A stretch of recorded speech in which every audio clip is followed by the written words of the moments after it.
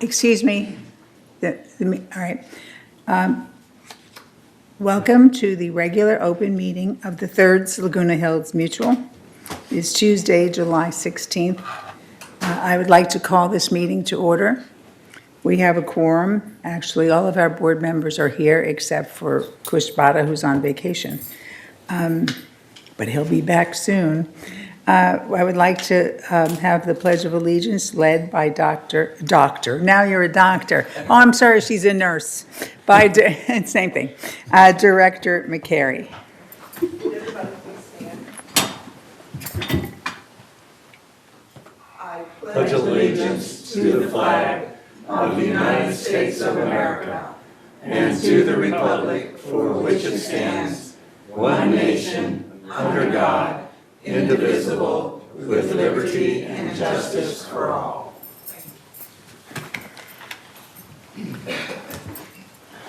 I would like to, at this moment, turn it over to Steve Parsons. Okay, thank you. If you would at this time, silence your cell phones, please. And we would like to take and have a moment of silence for a dear friend of ours who is a board member, Jack Connolly. He died about a month ago.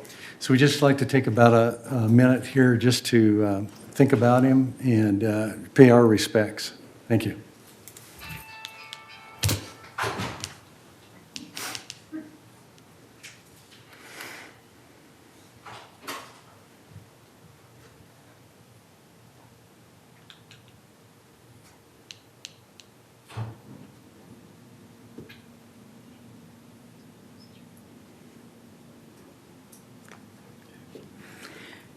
Okay, it's hard to judge a minute. I always try to count, but I must do it wrong. So in any case, thank you very much, Steve.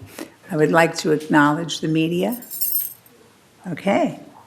And also our fabulous communications department, so we have double coverage today. Thank you. I need a motion to approve the agenda. So moved. Second. Any comments? Not a change. That would be a comment. Okay, you want to change? Could you put your mic on? Huh? Mike. Oh dear, forget every time. I'm sorry. I just on reporting, for CAC, it has Director Pearlstone, and it's me. Okay, so on the committee reports, the GRF committee reports, it'll, under A, Yeah. it will be, okay, yes. Yeah. All right, is there anything else? Okay, so we have a motion. She really didn't change it, all she did was make a slight correction, so all those in favor of the agenda with the slight correction. Okay, all right, so we're voting, I forgot to ask you. Are we voting electronically today? Yes, we are, okay.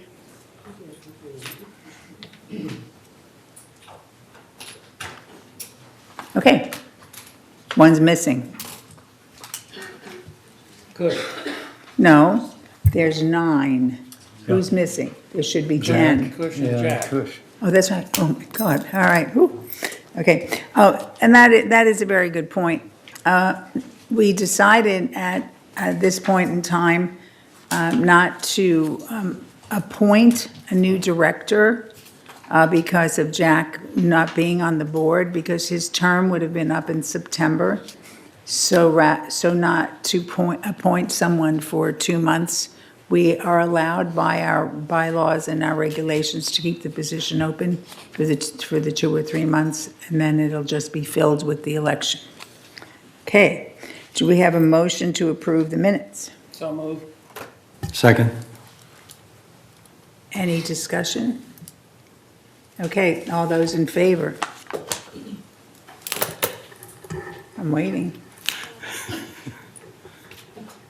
We have to add a half hour to the meeting to vote.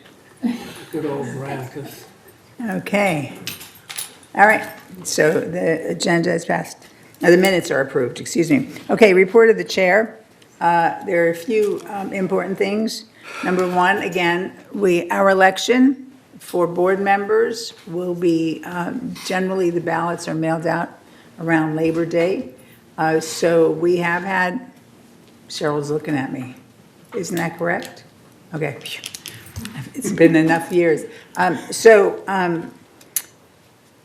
We did have a little meeting where we invited people to give them more information about the board positions. We have 4 positions open. Hopefully, 2 of them will be filled with incumbents, but I can't mention, one of them is, and we all know how good he is. So, and I can't run again because I termed out. So the thing is but if you would like to run for the board, and we would like our residents to consider adding to our brain power, please come in to the desk, and they will call for upstairs, and you can get an application. And if you have any questions about it, you can contact any one of the board members, because I've already met with someone who is interested in it. So please consider helping your community by running for and being on the board. The other thing is we have had numerous budget meetings. Actually, the board has had many budget meetings trying to cover all of the things that we need versus things that we want. And these meetings are open, so we will keep you posted as to when the next meeting is being held. Right, Eileen? Okay. All right. At this point, am I able to turn this over to the Animal Control Services person? Is he or she here? Okay. Okay, so we are giving you 10 minutes to talk about animal control. The thing is there are lots of issues always with rattlesnakes, snakes. Yeah. We don't have any grizzly bears that I know of. Not yet. But coyotes and things like that. So we have invited Animal Control Services to come here and do a presentation. But if there's more information that he has, we will be turning it over to our wonderful communications department. Don't give him 3 minutes. He's really going to have like a hard time. How many minutes did I say he had? 10. 10. All right. So my name is David Peterella, and I have been an animal control officer with the City of Laguna Beach since 2002, which means I have been your animal control officer for the past 17 years. Prior to that, I was a veterinary technician at the animal hospital that's next door for 16 years. And the reason that I bring that up is because it's important. I want you guys and your citizens to know that I have been caring for the animals of this community for 30 plus years. So when I answer a question or I give you information, I'm not giving you information that is colored by experience elsewhere. It's all right here. 10 minutes is, I do town hall or community meetings several times a year throughout Laguna Woods, mostly to talk about coyotes, but I can talk about any kind of wildlife issues that we have. And usually those meetings last an hour, hour and a half. So 10 minutes is a little compressed. So, and mostly I do my meetings kind of on the fly because the interests that people have change. They asked me if I had some kind of a slideshow presentation, and I'm doing a presentation tomorrow at Clubhouse 5. And I don't really... At what time? Noon. So if people want more information, they can go to Clubhouse 5. Yes. At noon, and you will be there with more than 10 minutes. I will be there with more than 10 minutes. Okay. Yes. But they asked me if I have like a slideshow presentation, and the fact of the matter is I don't. I used to, but people's interests change, and people's level of interaction change. When I first started doing these talks, everybody just wanted us to go out and kill all the coyotes. Well, that's not really what they're asking for now. So that slideshow doesn't really count anymore. And so it's kind of a question and answer thing, and anything that I would bring up in a slideshow is going to come up in conversation. So I mostly handle it all just by conversation. So if you guys have any questions along the way, I'm more than happy to answer them. Okay, Largely, like I said, the topic does tend to revolve around coyotes. However, you guys do have snakes, and you guys do have bats, and you guys have a skunk issue. So we can talk on any number of those. Plus, I get probably, I don't know, you guys have bobcats, which people always confuse for mountain lions. Not really sure why. And we can talk on any of those issues. And I would like to, because I don't want people to just focus on coyotes. Laguna Woods, because I serve two cities, it's interesting. I have two almost completely different beats. Laguna Woods is primarily wildlife.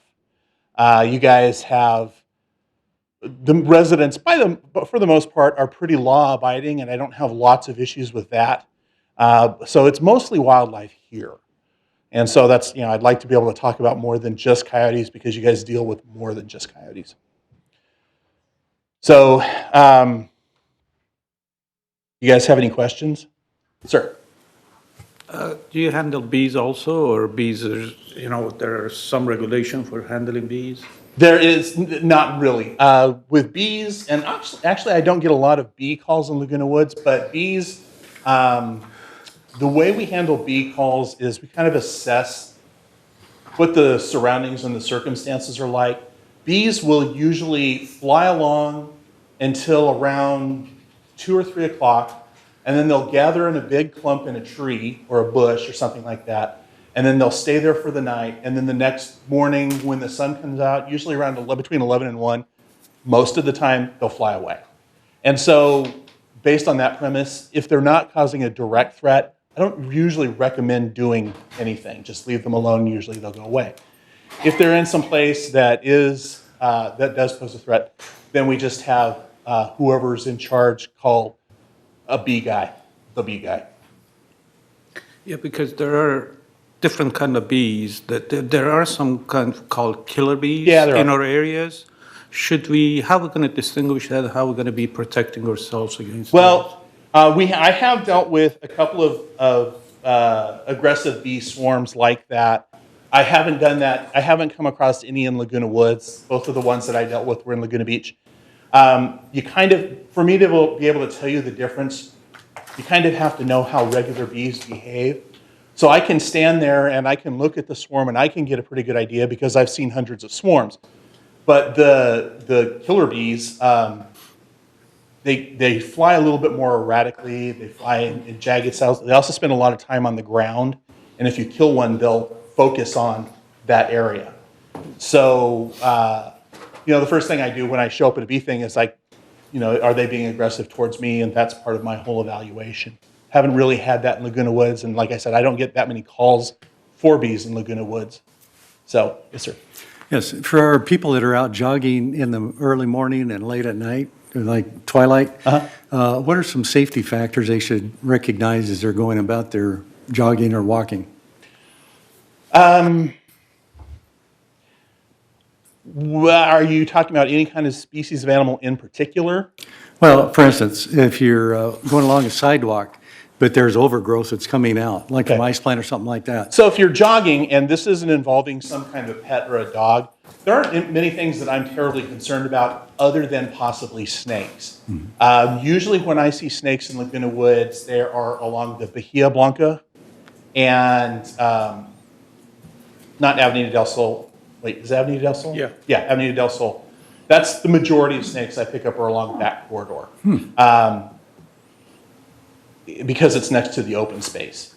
So wherever you are, in Laguna Woods or out, be wary and mindful of your surroundings. And if you're jogging, don't jog places where you can't see where you're going to put your feet.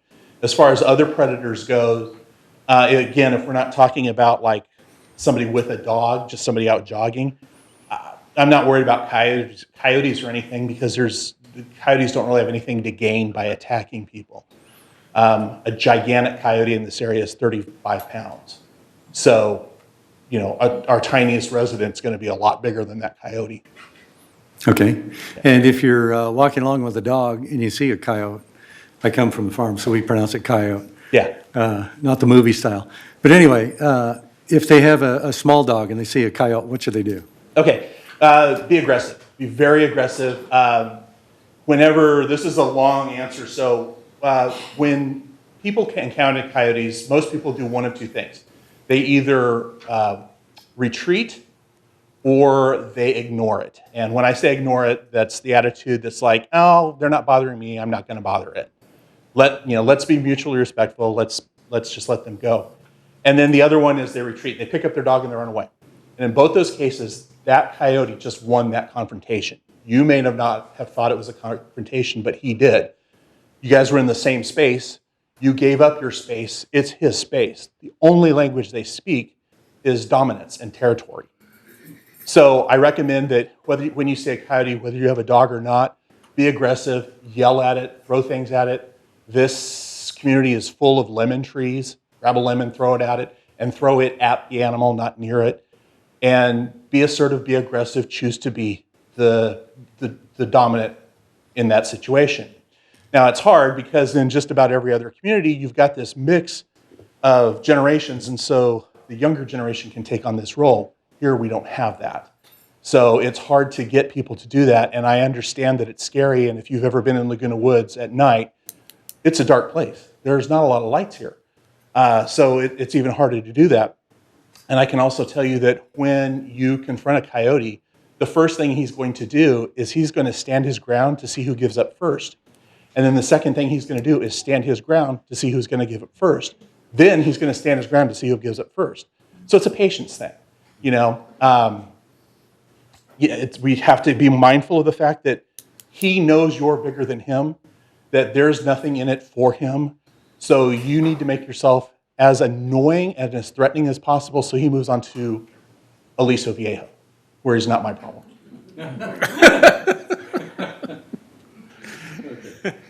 They know that?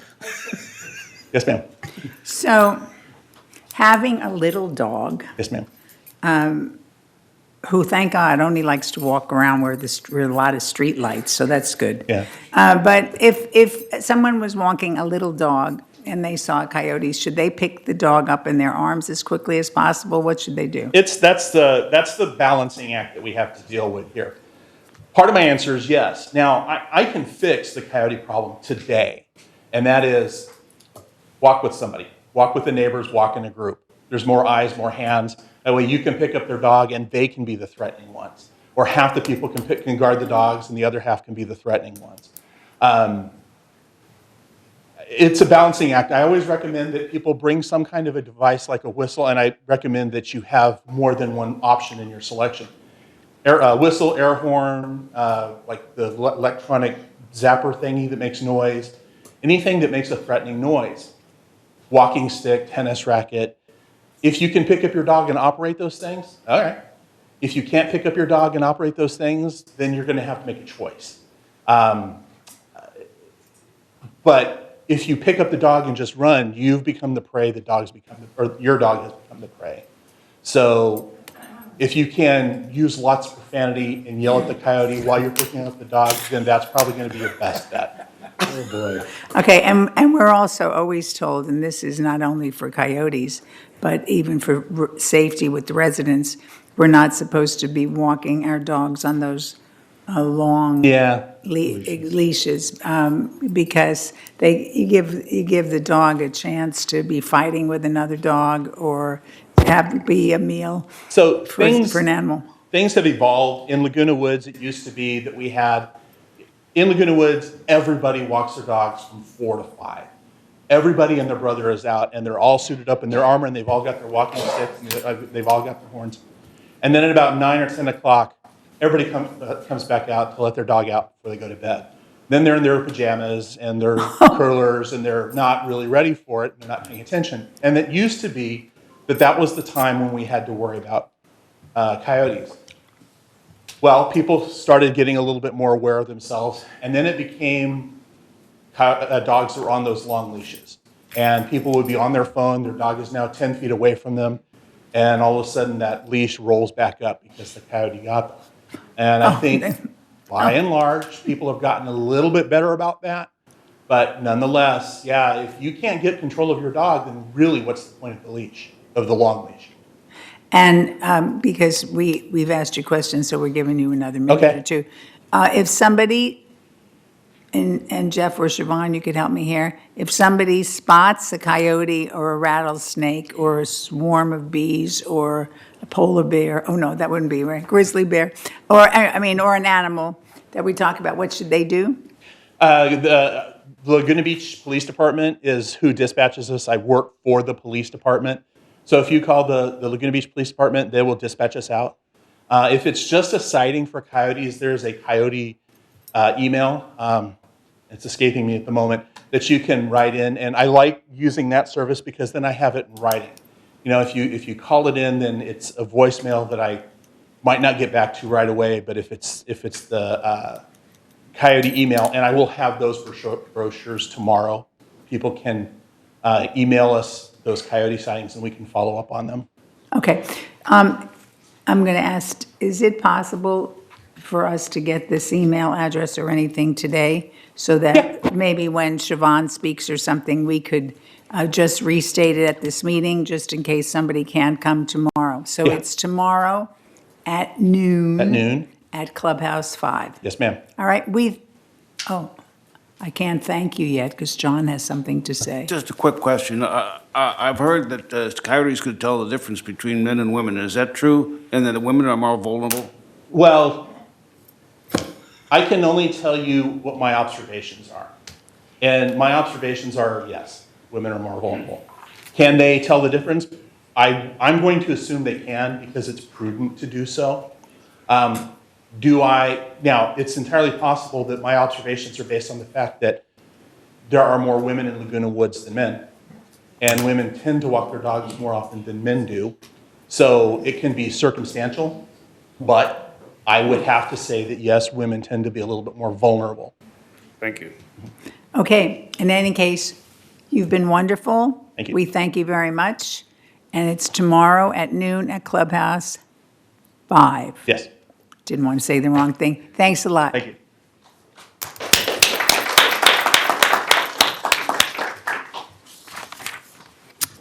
Okay, and thank you, John Frankel, for bringing this to our attention and asking that we have it at the meeting, and especially so we could remind people about tomorrow. And thank you, Eileen, for arranging tomorrow's Clubhouse 5 presentation. Okay, thanks. This will also be in the blast on Friday, just so everybody knows. We'll reiterate. all- Nobody could hear what you're saying, Oh, I can hear myself. you know.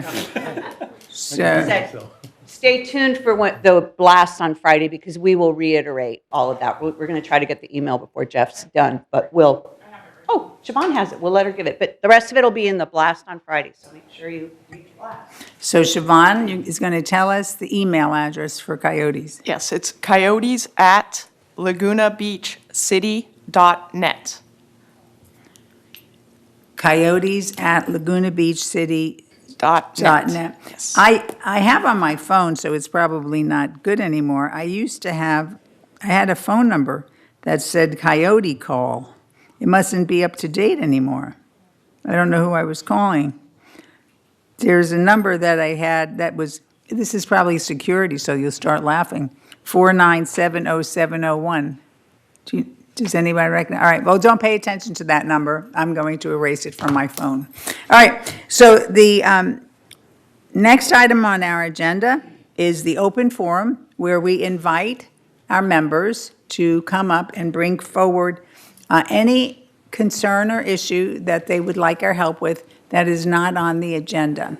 So you are allowed 3 minutes. The only thing that we do enforce is that that you shouldn't be mentioning a specific person by name, because we don't like this to be like a kangaroo court. So, okay, Cheryl? Our first speaker is Chris Collins. Good morning, Chris.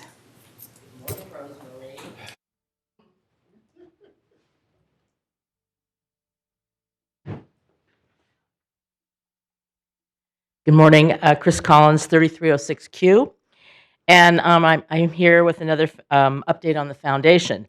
I'm here to declare in front of everyone that the foundation of Laguna Woods Village is not GRF. Sometimes residents confuse the foundation of Laguna Woods Village with GRF, which is the Golden Rain Foundation. But these are two very distinct, different organizations. The foundation of the village the foundation is the village's very own charity and not part of the village's governing bodies. The foundation is a nonprofit organization known as a 501c3 registered by the state of California. Unlike GRF, the foundation receives no funds from your homeowner's assessments, and its sole source of funding is from volunteer donations. The foundation was formed 22 years ago, and its mission is to provide support services to residents of Laguna Woods Village who are in need. It is dedicated to helping residents maintain their quality of life, providing temporary emergency assistance. The foundation's mission is summed up by this motto, which is neighbors helping neighbors.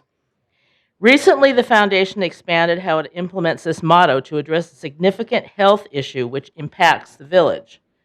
1 in 2 ambulance calls to Memorial Care Saddleback Medical Center involving village residents during the past 5 months were the result of a fall. Falls are the key cause of fatal injury and the most common cause of hospital admissions for senior citizens. As a result, while continuing to provide temporary financial assistance to needy residents, the foundation is now expanding its funding to have a fall prevention project to help all residents, not based on financial need. The foundation will be partnering with Social Services Department and Memorial Care Saddleback Medical Center to implement this program, and it will be beginning in August here in the village. The progressive classes are focusing on different aspects of fall prevention, something like there's several topics. One is the sit-to-stand instruction, dynamic standing exercises, and fall recovery. So for more information about this program, please contact Social Services at 949-597-4267 or the Foundation at 949-268-2246 or the Foundation at comline.com. Thank you. Thank you very much, Chris. Okay, our next speaker is Marilyn Perona.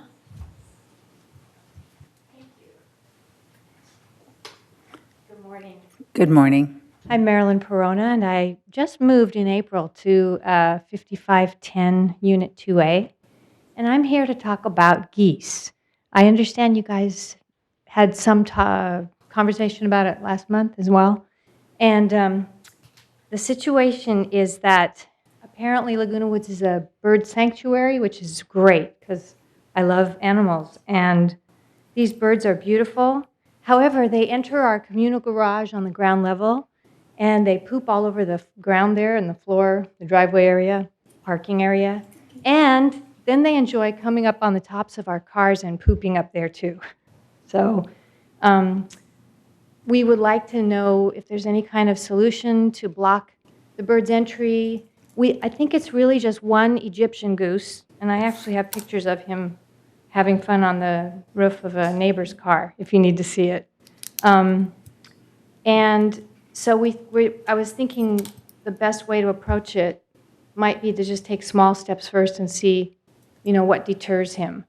A gate maybe, Okay, yeah. at the beginning, and then maybe screens later. Okay, Marilyn, we're aware of the problem. Yeah. And generally, for this section, we don't respond as each person comes up. When everyone has come Yeah. up, we respond, and I know that our CEO will be able to respond. Great. And how will we see that response? Out of his mouth, he's sitting right there. Oh, you mean today you're going to Today, he's gonna give you a response today. Fantastic. And unfortunately, I have another commitment, so I might not hear it, but I can watch it later. All right, Yeah. good. Thank you. Well, thank you so much. Thanks a lot. Okay, He's just already wanted to- working on it. Great, that's what I understood. Just Thank wanted you. Okay, thank you very much. Thanks a lot, and welcome to our community. Thank you. Well, I've actually been renting for 6 years. Oh, all right. Okay, well then, welcome again. All right, next. Okay, our next speaker is Lorna Sung. Good morning, Good Lorna. morning. My name is Lorna Sung. I'm at 5510 3C. I became a building captain for our building, and we have some issues with the guests of the manors and caregivers of the manor is smoking around us. I found several times in the garage and just around it, or they park their car next to the staircase and they're smoking. And it's danger for us. I myself is allergic to smoke, and I have mentioned to them many times not to do it. By the time I have called security, and by the time when the security comes, nobody's there. Somebody smoked outside, and they go on an elevator. And when I get in the elevator, I can't even breathe because the person wasn't smoking in there, but they breathe out everything they smoke in. So it's not only myself. We have several residents who have this issue with a health issue, and we have some people have oxygen tank with them. So it is very important for us to live in healthy life here. I have gone through all our residents to sign the petition to be our building to be designated as a non-smoking building. We would like to have the signs put up. And I noticed that third board has adopted this non-smoking regulation. And I was asking to help us to display those signs so we could remind them not to smoke around us. Not only that, in our cul-de-sac, it's right in the round cul-de-sac with two big buildings, two three-story building, and one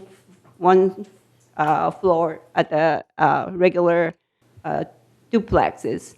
And when they smoke in there, they may be 20 feet away, middle of that cul-de-sac, but that air is not going anywhere. It's staying in there. We cannot breathe. So I would like you to pay attention to that and give us a chance to display those signs and post around our building, all around the entrance or garageway, so that we could stop them to smoke. And we will respond to you when everyone comes up, because there is no more information on that. You'll be happy to hear. Thank you very much. Okay, I did give her all the signatures. Yes, and we have Thank that, you. but thank you. Next. Our next speaker is Marvin Rawrich. Good morning. We haven't seen you Good for a morning. while. We're glad that you're well. Well, yeah, I've been around. Okay, good. Anyway, in the three-story buildings, the changeover to the commercial dryers in the laundry room is a major improvement, much better, but there is a problem. The 20-minute time you get for a quarter doesn't quite make it. And every time we all have to put another quarter in when it only needs another 5 minutes or less. And I'm petitioning that the dryer should be changed to provide 25 minutes of drying instead of 20. And I think that would solve the problem. Thank you. No applause, please. And no cat calls either. Okay, all right, well, we'll respond to you. All right, we'll respond at the end. Anybody else? Yes. Our next speaker is Joel Lesser.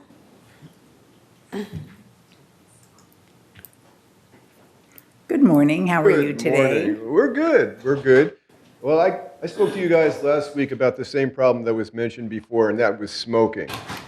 And we will have an update when we are finished with the residents coming up. Okay, but what I really wanted to discuss was basically the policy and the protocols that you guys follow. The policy here says that you can smoke within your confined. The policies are going to change, and if we put a committee together, we're going to put you on it. Okay. If we're still here, if we're still breathing, that'll work. Don't imply that we're not quick. Okay.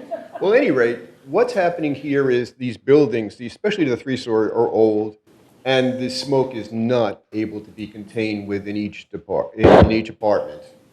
And we're finding out that the neighbors around us are old, frail, and they're basically compromised people. And I think that the policy has got to be reviewed. It's got to be in line with current events. I think right now the policy is dramatically old, and at least yearly should be looked at. 2, protocols. When we first came to mention this, we met up with compliance, and we received a bad time from compliance. The person we dealt with there... No names, please. No, I'm not going to mention a name whatsoever. Was apathetic, insensitive. We're talking about an A-level issue, and we could have been talking about crabgrass growing an inch too high. It was just that, and I really felt like she didn't comprehend the severity of what was going on. When I asked for a path to resolution, I got nothing. When I asked to speak to her next supervisor, she goes, no. And it escalated.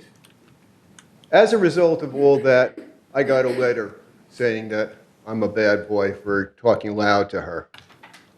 And if she would have done the thing and said, okay, I'll send a note, it would have been de-escalated. It was just handled poorly. Communication was terrible. Part 2 of that. We got a call from her superior who said, I'll get somebody in from maintenance into your place because it was just reeking. Security said that you can't live there. It's just horrible. Well, at any rate, they just pasted up some of the wall sockets. They just, I forgot what you call it, the goop that they put in there.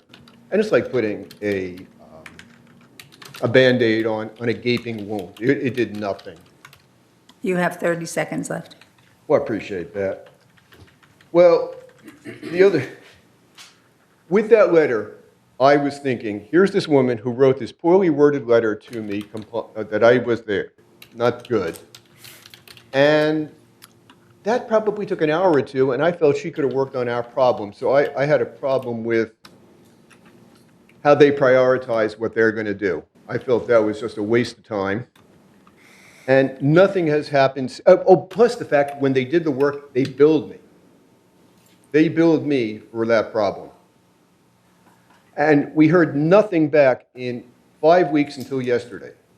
So I think the communication's got to be improved, protocols got to be in code, and policies have got to be updated. Thank you. You're welcome. Our last speaker is Sue Lesser. Good morning, Sue. How are you today? Morning, how are you? Well, I guess smoking is the hot topic today. Right, and we said we have a response for that. Good, and I just wanted to give you an update since we were here last month, what's been going on there. Basically, things have gotten worse. Since the weather has gotten warmer, the lady upstairs feels that she can keep the balcony doors wide open and the windows open. She smokes like crazy. She has no regard for anybody else around her. And basically, again, I'm just asking the board that we comply with the rules there, that she needs to comply with the rules also, and maybe get her landlord involved. I mean, it's like the landlord knows from nothing, and it's just a shame that all of us that try to practice healthy rules and this and that and work out and try to keep ourselves in shape have to be exposed to such an unhealthy issue like this. That's it. Thank you. Thank you. Okay, so to go over the things that were brought to our attention, could we start with the geese? Jeff? We can. As you know, the board has had other residents that brought it to the attention that we had geese going into, getting on top of vehicles, going into carports. We worked with our team, and we actually have put a gate up and to keep the geese from going into that carport area. At 5510? Yeah, I believe We've installed at 5519 and 5515, and the risk manager will go assess 5510 this morning. But Okay. in those areas, it is working. So they may be migrating because they can't get where they were going before. We did have a issue with regards to individuals feeding, so we're getting the message out, please don't feed the geese. That doesn't help, they're just attractive nuisance in that sense. So we'll keep on top of it and make sure that they're not getting into those carports and they'll stay off the vehicles. Okay, and thank you. We have to, and I think we already spoke with Eileen, we have to remind people not to be feeding the animals. So that's really important. So that is on our list of important reminder. Okay, I want to talk about the smoking. We have asked our security department like 2 months ago or 3 months ago to start working on, and Jeff, I guess we have to put it to your attention because we haven't seen much happen. We said, although our smoking rules comply with the rules of Laguna, the city of Laguna Woods, that isn't enough for us.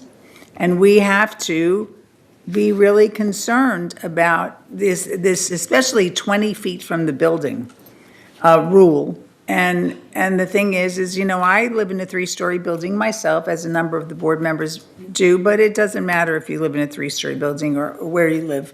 Smoking is quite bothersome, it's unhealthy. So we have asked again at the meeting that I was at on last Thursday with compliance to say we have to step this up.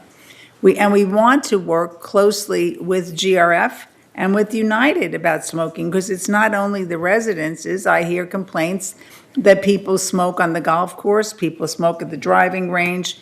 The rule of smoking outside of the clubhouses, I don't know if 20 feet, it's still people are in the parking lot. So we really have to relook at our rules and clearly do it with a little speed attached to it, because I've been ignored, and make them work. So Jeff and Siobhan, I asked compliance again to bring this to the attention of our chief, and to get this done. So, and I don't know if we need to we hate to put a little task force together, because I think that our staff is totally capable of looking at the city's rules and saying, hey, this isn't enough, let's do this, and let's do this, and let's do this.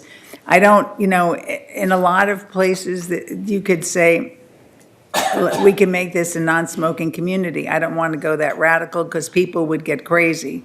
But we have to have much more severe fines if people ignore the rules, especially smoking in their units and out the windows or whatever. And Steve will totally look into all of the compliance issues and what's going on with that and what is going on. He definitely will. And to make sure that we are doing the correct follow-up with the neighbor that you're discussing. So he will do that. Is that right? If you say so. Well, Sure. all right, then we'll ask Sure. Siobhan to do it. I mean, but it's really, really important. And a lot of us were smokers in our youth, well, in our former lives. And the thing is, it's amazing how it suddenly you say to yourself, why, how did I ever do that deed? But when you walk outside your unit and you see a cigarette butt on the ground, it's like so super offensive. I mean, it's already out, but it's like, oh my, you're not supposed to be doing this. And then you just, there it is, more evidence. So and we're going to ask you, Jeff and Siobhan, to move this up and address it. As far as a non-smoking building goes, we have tried. We had one building, and I guess we have to probably work with Roy on this and whoever.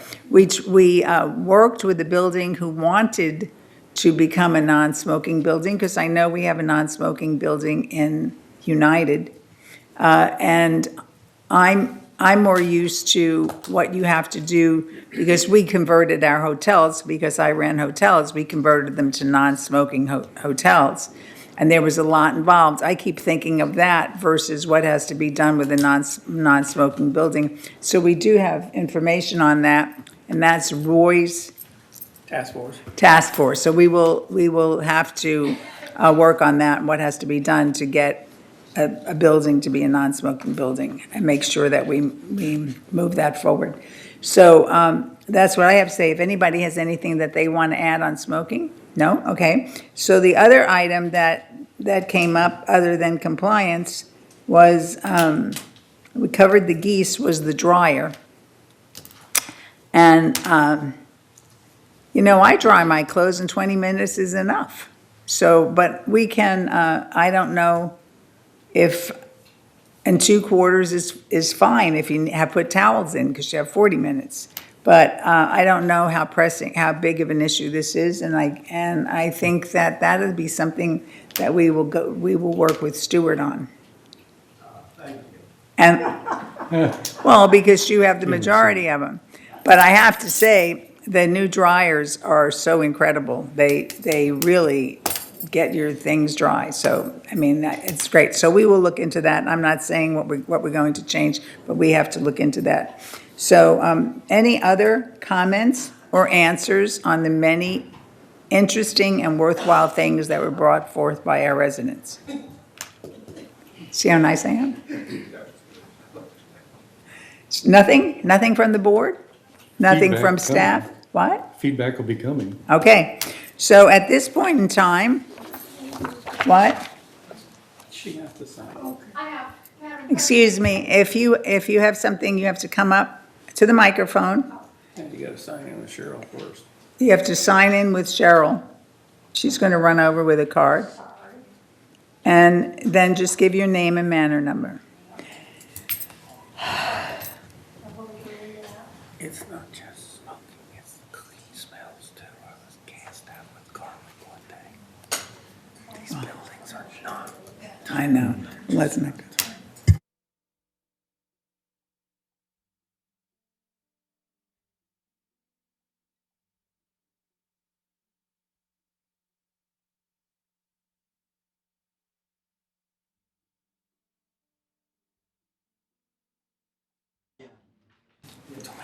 Okay, good morning. Name and morning. manor number, please. Sorry for the delay, Madam President. I didn't know I had to sign in. Okay. Okay. So I'm could I Judy- have your name? Okay. Judy Haskin, 3428 Bahia Blanca West, Unit B. My complaint is regarding a landscaping issue. I had filed a complaint about the overgrowth behind our manor, and and then a follow-up phone call. They came out to evaluate it with equipment, and an upstairs neighbor was very violent with the landscaping crew and asked them to get their equipment out of there. I was not home at the time, or I would have defended them. And so they picked up their equipment and left. And we have so much overgrowth there.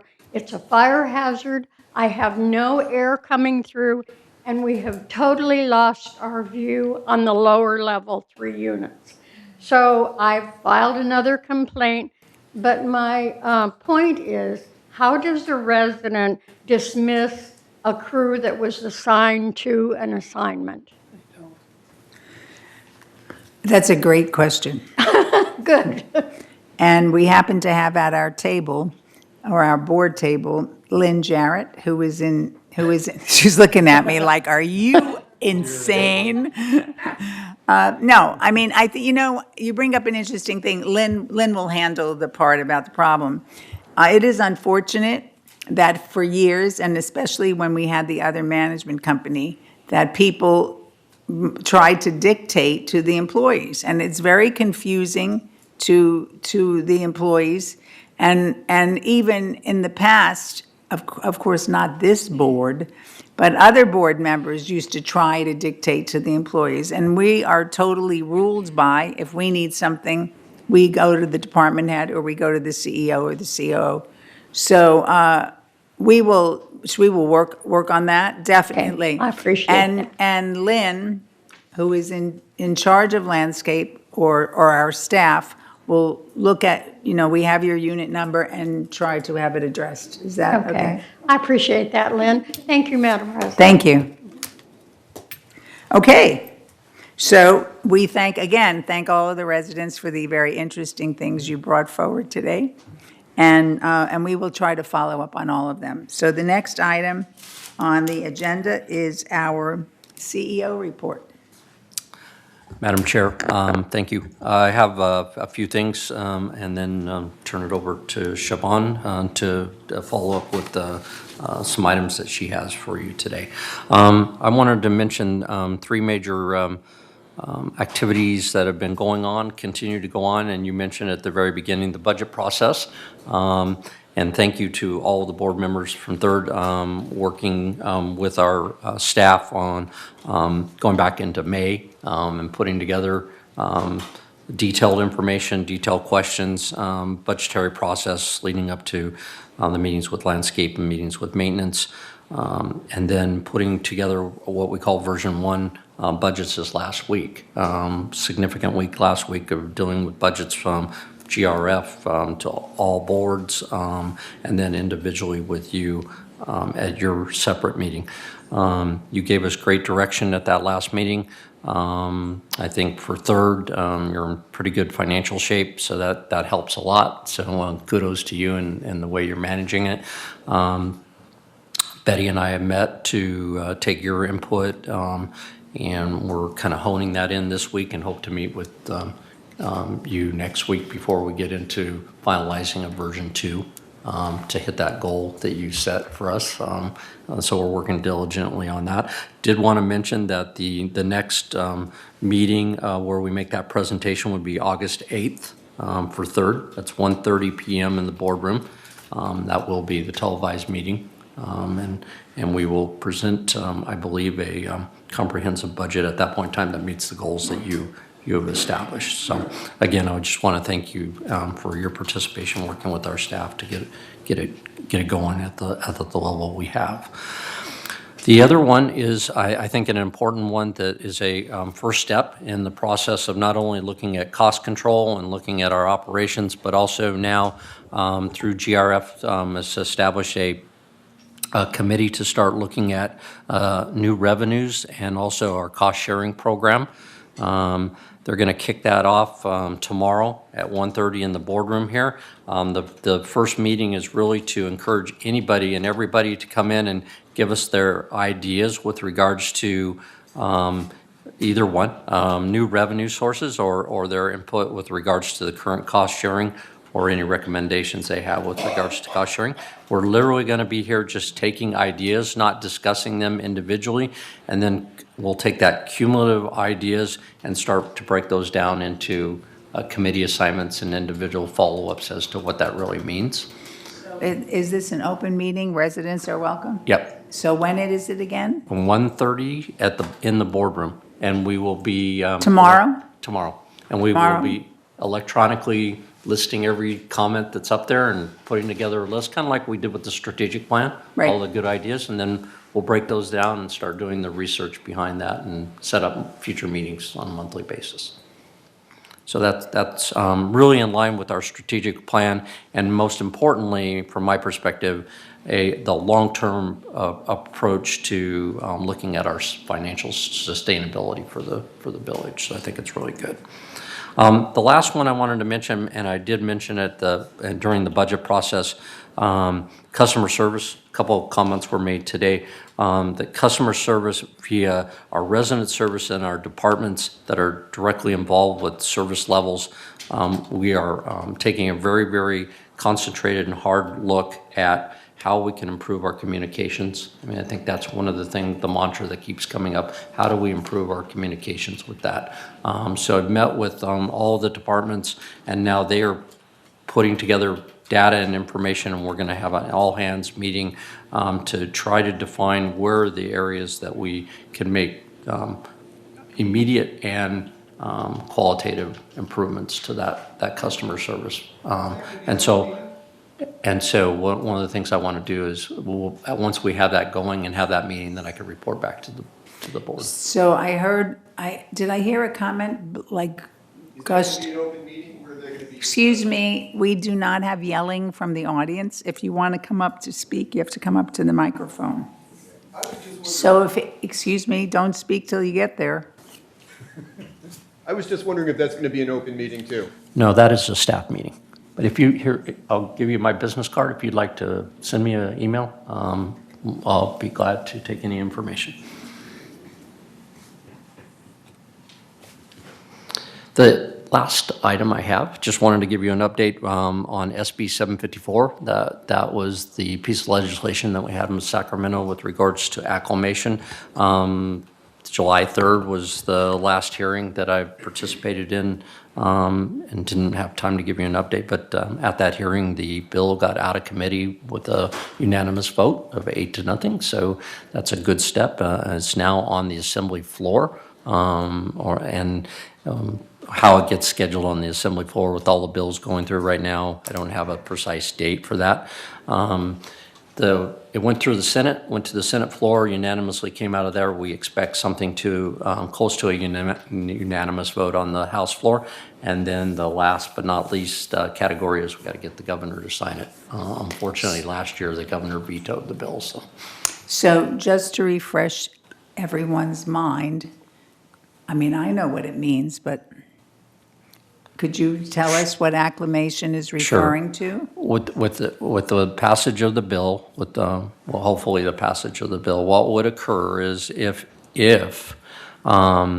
we have a situation where in an upcoming election, not this election, but in future elections, where we only have the identical number of candidates versus the open positions, there would not need to incur the now $20,000 expense to hold the election. By acclamation, those people would automatically be put into that position on the board based on the fact that there's no other candidates. Right, and we asked for that because we've had two, I think at least one, maybe two different situations where there were like 3 positions open and 3 people applied, but because of how we were regulated, we still had to hold the election, which is almost like, you know, why am I doing this? So we and other communities who like us asked for this acclimation. And we really, correct, and we really focused on large HOAs, not, small Right. HOAs, because of the cost impact. And because we do an official election process and have an it's very expensive. It's $20,000 per these elections. So you can just imagine if you had 3, which we've had 3 or 4 in both of the mutuals, that can add up to quite a bit of money. So this is by the way, if this bill passes, it is a voluntary process. It allows you to do it. Doesn't mean you have to. So it'll be ultimately up to the board. So would that be, so say that rule is in place, then would the board have to vote that they want to do it that way? The board would have the choice to put that in your voting regulations on whether Okay. you want to or not. Yes. Thank you. Yes, Bunny? That already is in our bylaws, that we can comply to that. Okay. All right, so we just have to remember. Okay. All right, so at this point, we're going to turn it over to Siobhan Foster. And thank you very much, Jeff. Sure. Honorable President, members of the board, it's my privilege today to provide a few updates on current projects. We are pleased to announce that gates 10 and 14 are going to reopen 2 weeks ahead of schedule. They're going to open next Monday, July 22nd. And then gate 4 is currently under construction, and we will share the opening update once we have that on that gate. But again, 10 and 14 will open next Monday morning. Next Monday? Wow. And just want to. And then they're going to be doing the landscape. Correct. And then you may have noticed the construction in the community center back parking lot, the northwest corner. There are 5 new electronic vehicle chargers being installed next to the existing 2 chargers. And this is largely a grant-funded project, 75% funded by the Southern California Incentive Project. So that will add to our electric charging infrastructure at minimal cost to our community. So could a resident go there to charge their car? Yes, there are some instructions that you need to follow. You need to have a card with a barcode that allows you to activate the machines, but it's no different than what we currently have, and that information is available at resident services if you have a need for those instructions. And then I would like to provide 2 updates from the Golden Rain Foundation. board meetings. On July 2nd, the GRF voted to not renew 2 regional sports channels that expire on December 31st, 2019. These are Fox Sports West, which are channels 28 and 428, and they broadcast the Ducks and Kings hockey games, Angels baseball games, and Clippers basketball games. Also, Fox Sports Prime Ticket, channels 29 and 429, which feature bowling, horse racing, poker, and so forth. The contracts for these channels were going to comprise more than 35% of our total programming budget in 2020, so GRF took action not to renew those contracts. BMS staff, however, is going to install satellite dishes in at least one clubhouse to facilitate the watching of those sports events by residents who may be fans of those sports teams. So the intent is to have that in place by the end of the year, so they have a venue that they can go to watch the games when they're on. And then at the GRF Community Activities Committee meeting last Thursday afternoon, there were some revisions to the club rules that were proposed and recommended for approval by the board, and those will be considered by the board of directors in August. And those proposals would limit the number of clubs in the community to 250, initiate annual clubs fee of $50 to maintain club status, apply rollover processing fee calculated by dates to the annual billing, and limit the rollover dates to 104 per club. Additional reservations could be made through the regular lottery process, and this would prohibit clubs from gearing activities toward minors. So those, again, will be contemplated or considered by the GRF board at its August board meeting. And in terms of upcoming events, just want to bring 2 events to your attention. The Garden Center's annual farmers market will take place on Saturday, July 27th from 9 a.m. to noon, and this will take place at Garden Center 1, which is located at 23742 Moulton Parkway. This features seasonal produce, herbs, and flowers, courtesy of the Garden Centers Club, and all proceeds will be donated to the Orange County Food Bank. And then just to save the date for Grandparents Fun Day, this will take place on August 13th, which is a Saturday, August 3rd, which is a Saturday, from 11 a.m. to 2 p.m., and more details will be forthcoming. Thank you. Thank you very much. Does anyone on the board have a question for Siobhan?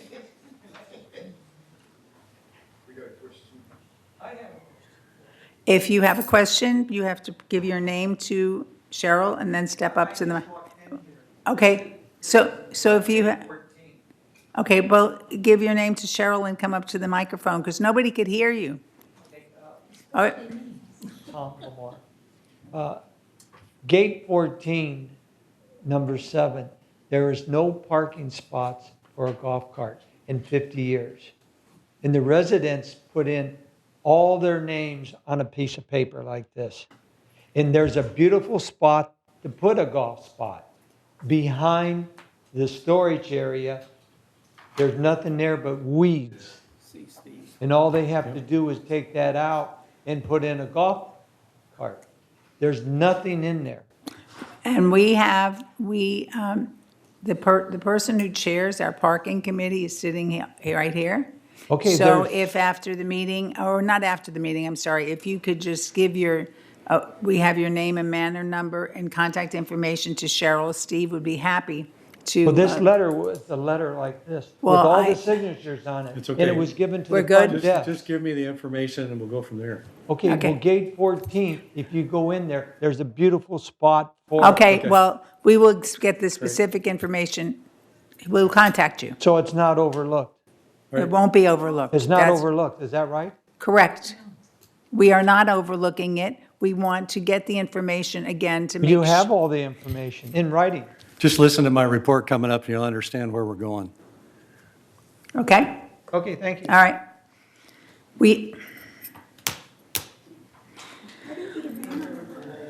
She'll get it. Cheryl is following you, She's gonna track you down. so we don't miss it, beat. All right, good. Okay. So at this point in time, we'll go over the consent calendar. Please note that the consent calendar has only things on it that are approved. If there is an item that needs to be discussed or it's an item that isn't approved, we put it on unfinished business. Is that correct? New business. New business. All right, new business. All right. So do I have a motion to approve the consent calendar? So move. Second.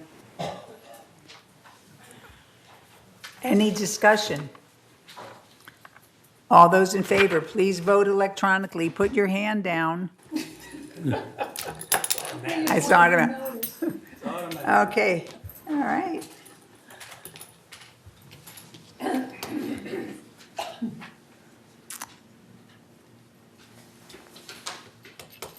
Okay. All 9 board members have approved it, so we will now go to number 11 on the agenda, which is unfinished business. Who is going to do that, Roy or Steve? Me. Okay. Unfinished business. This is a resolution that has been on 28-day review for the last 28 days or more. Ready for a final vote. It is a resolution to revise Standard 4 air conditioning units and heat pumps. The main points are removal of sleeves in 3-story buildings is prohibited, primarily for aesthetic reasons. Removal of sleeves in stucco walls of 1- and 2-story buildings shall be evaluated on a case-by-case basis, and a variance is required. And finally, this revision was approved by the Architectural Committee on May 28th, 2019. I move approval of this resolution. Okay, is there a second? Okay, discussion. I'll start first. This took us quite a bit of time to go through. We looked at different sidings for things, raceways, we looked at cabling, all this kind of stuff, and finally brought it to a head and came up with a policy. So this has been worked on considerably. Okay, any other discussion? Okay, we'll resume voting at this time.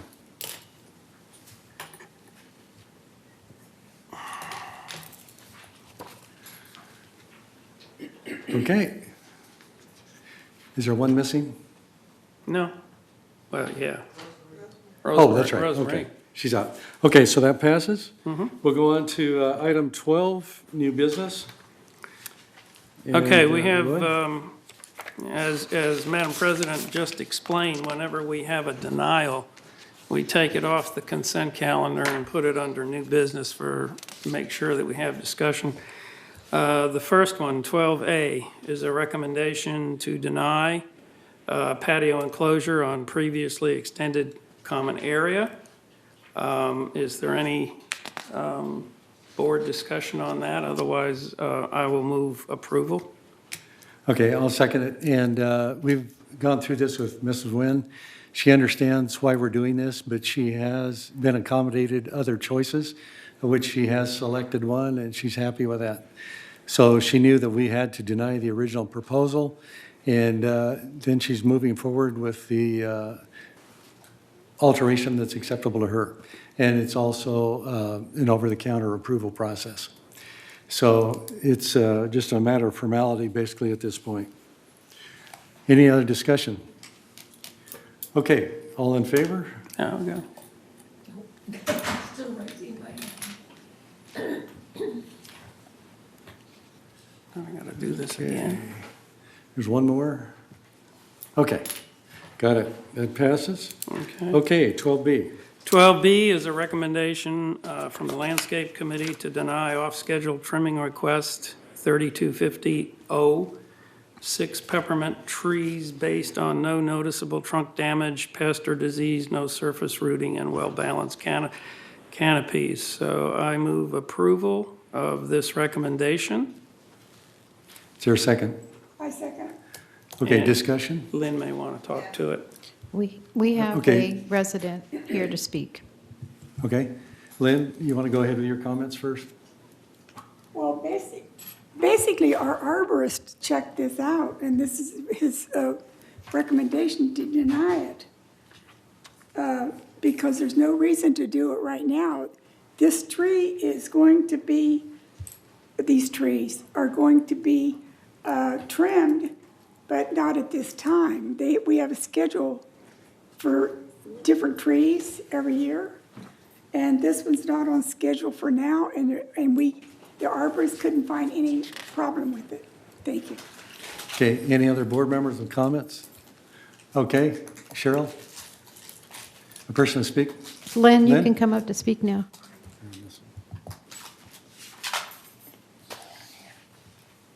I'm Lynn Corbo, and this is for 3250 O. I'm here because I talked to Bob Murdat about when I didn't get the notice of the landscape committee meeting. It was sent to a physical address, not my post office box, which is my actual mailing address. So I was unaware that the meeting was taking place, nor did I have an opportunity to review the staff report, nor did I get any phone call that it was happening. At any rate, the reason that was, according to Bob, that it was denied is because my request did not include an explicit offer to pay the costs, which I have done and the prior owner had done in the past several times. And so I had hopes that we could, the reason I didn't make an offer to pay it this time was because I had hopes that the new practice of trimming based on the species would shorten the time frame for these very, very fast-growing peppermint trees, which are placed in a totally inappropriate location. Very unfair to the condo owners in my building. But Bob stated that to date, these trees had not been included in the new plan for species scheduling. So I'm willing to pay the actual trimming costs, and I'm asking you to approve this with that change, that I will pay the actual trimming cost. I have passed around a set of photos which shows what it looks like from my living room, dining room, kitchen through the door. There's no sky that's visible. And then if you look at the results of the trim that was done in April of 16th, there's a before and after. You can see about a $20,000 difference in resale value. And then you can see the last page is at the bottom, you can see this is when I bought it in 2013, what it looked like. It's just totally I asked Bob to go back in history and find out how in God's name these got planted to begin with. But he said, it's a long time ago, didn't want to bother and all that kind of thing. So, once again, I'll pay the actual trimming cost if you'll approve it. And I hope that you can do it today and speed up the whole process by a month so I don't have to go back to the landscape committee and then wait another month for the board meeting. So I respectfully ask you to please approve it and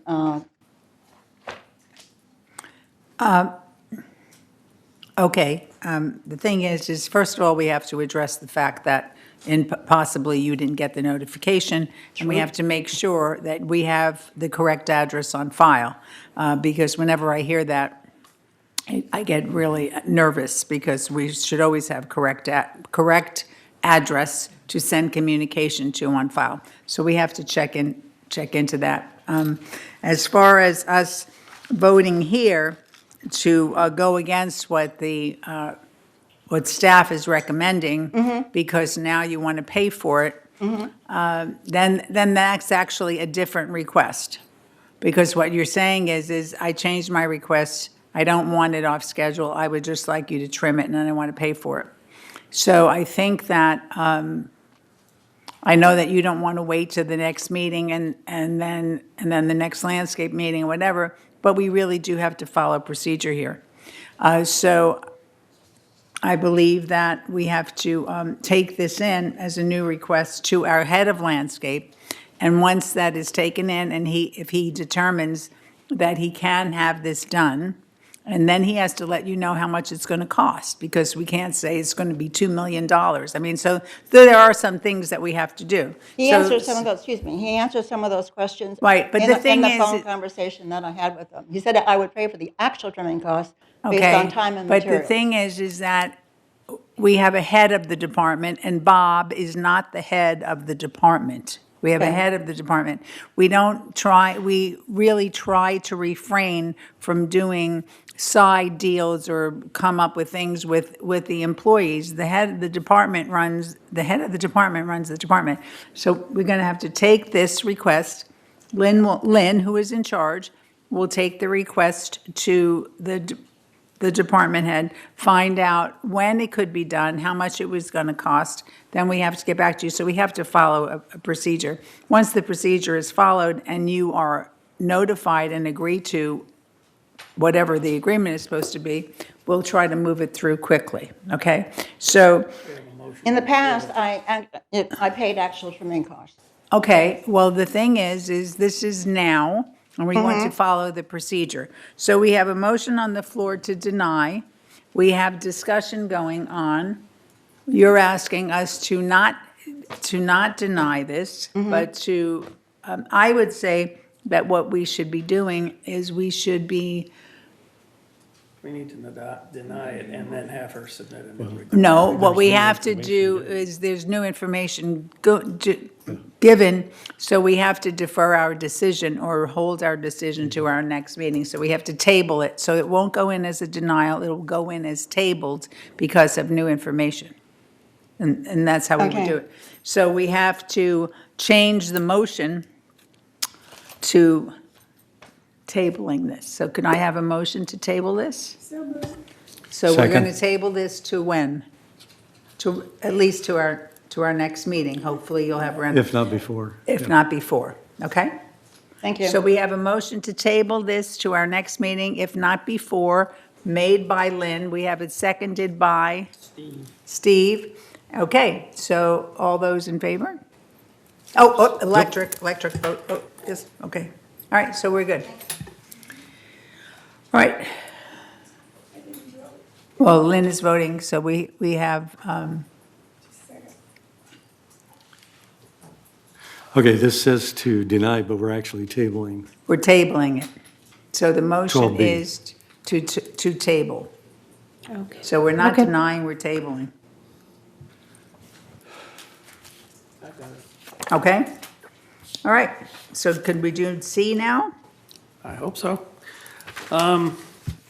We had a number of these that have been on 28-day review, so we need, or no, haven't been on 28-day review, so we need to put them on 28-day review, and there's some that we can vote on today. So C is one of those that we have to put on 28-day review. Right. And it is, we need a motion to introduce a resolution to revise the appeal policy. The main points are that the revision aligns current appeal policy with Civil Code 4765.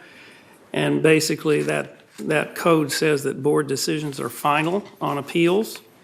This appeal policy also streamlines the process, and it now includes landscape variance requests, lease authorizations, care provider authorizations, as well as architecture variance requests.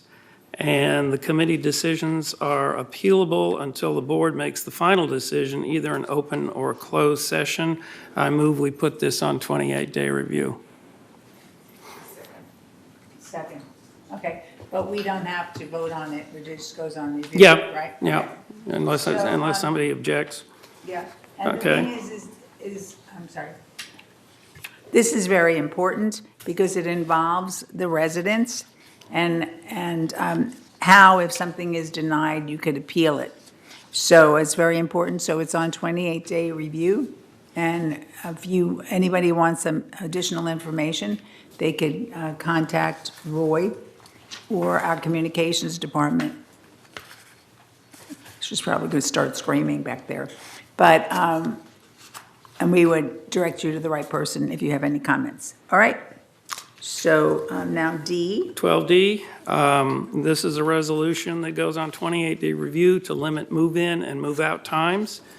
The main points are that we've changed the move-in and move-out times so that moving in may commence at 7 o'clock in the morning, but must be no moving in started after 4 p.m., and any moving in must be done by 8 p.m.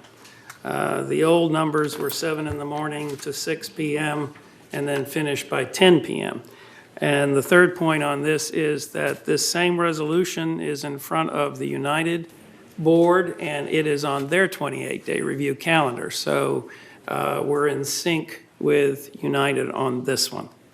Okay, and the primary reason why we opted to review this and to change it is because there were a number of instances where people, the trucks are pulling in at 5 or 6 o'clock, and then people are still moving at 10, 11 at night, even though they're not supposed to. And I think it's an undue burden on the residents. And then what I always found is that and the next day you'd go out and there could be broken plants, or there'd be debris outside near the trash, or people are throwing things in the trash.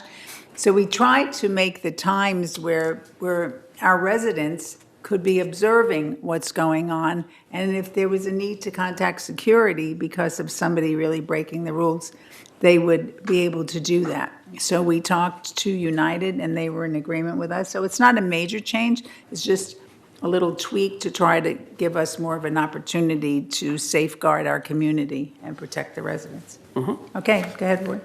Okay, 12E, we need to introduce a resolution for 28-day review to revise the exterior paint color palette. The main points of this resolution is that this change will be implemented during the 2020 paint program cycle, that different color options for 1, 2, and 3-story buildings are included. Colors reflect an updated, classic, and timeless design with a touch of current trends and a desire of Madam President. And this was approved by the M&C Committee on July 1st, 2019. And Steve is showing you the palette.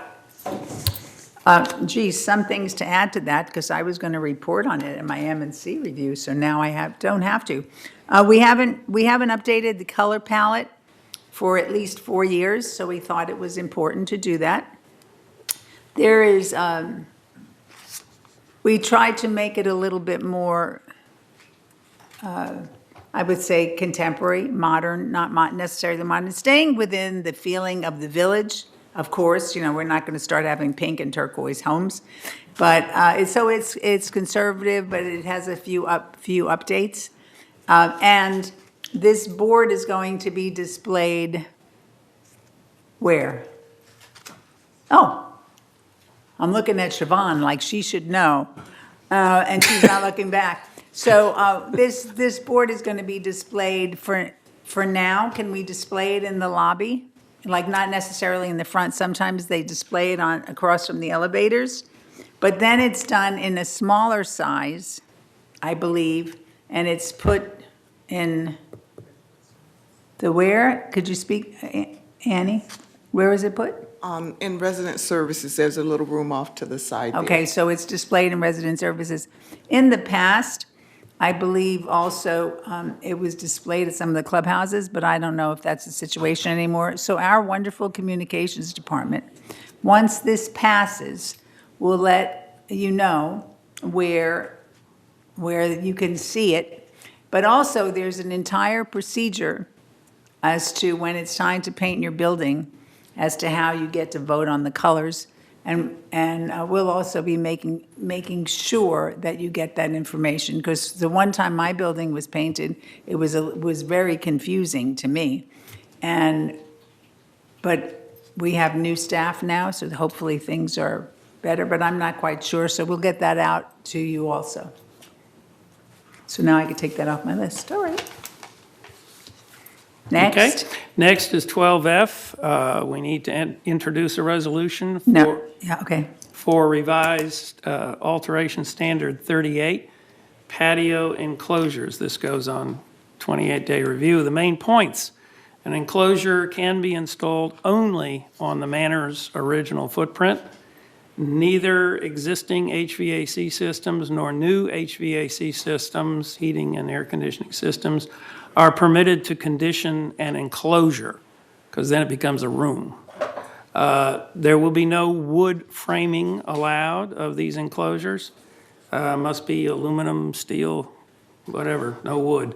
And this one was approved by the Architecture Committee on June 24th, 2019. So we moved to put that on 28-day review. Okay? Okay? Next.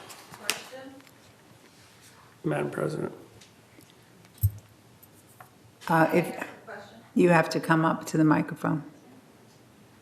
So this is a question on something that's going on for 28-day review. The question is, would someone please explain why you are making these changes, and why you do not want patio enclosures to turn into rooms? Because this is really discriminating against all new owners of these of these condos. Okay. And so that's the question. Okay. I would tell you, and I would really leave it up to Steve and Roy to refer to this, but we have had a number of people who in the past were given common area, and then they put a patio cover on it, and then they want to convert it to a room. And we do not allow changes to to things that were granted over and above what you purchased. So you can't, if you were granted 20 square feet or 2 square feet or 1 square foot, or whatever it was, you get that with the understanding that you can't ask for any more revisions. So that's one part of it. And like for like. So we allow like for like. Now, if you have your original patio and you wanted to, it doesn't have any new grants to it, and it is the original footprint with no additions to it, then what, Steve?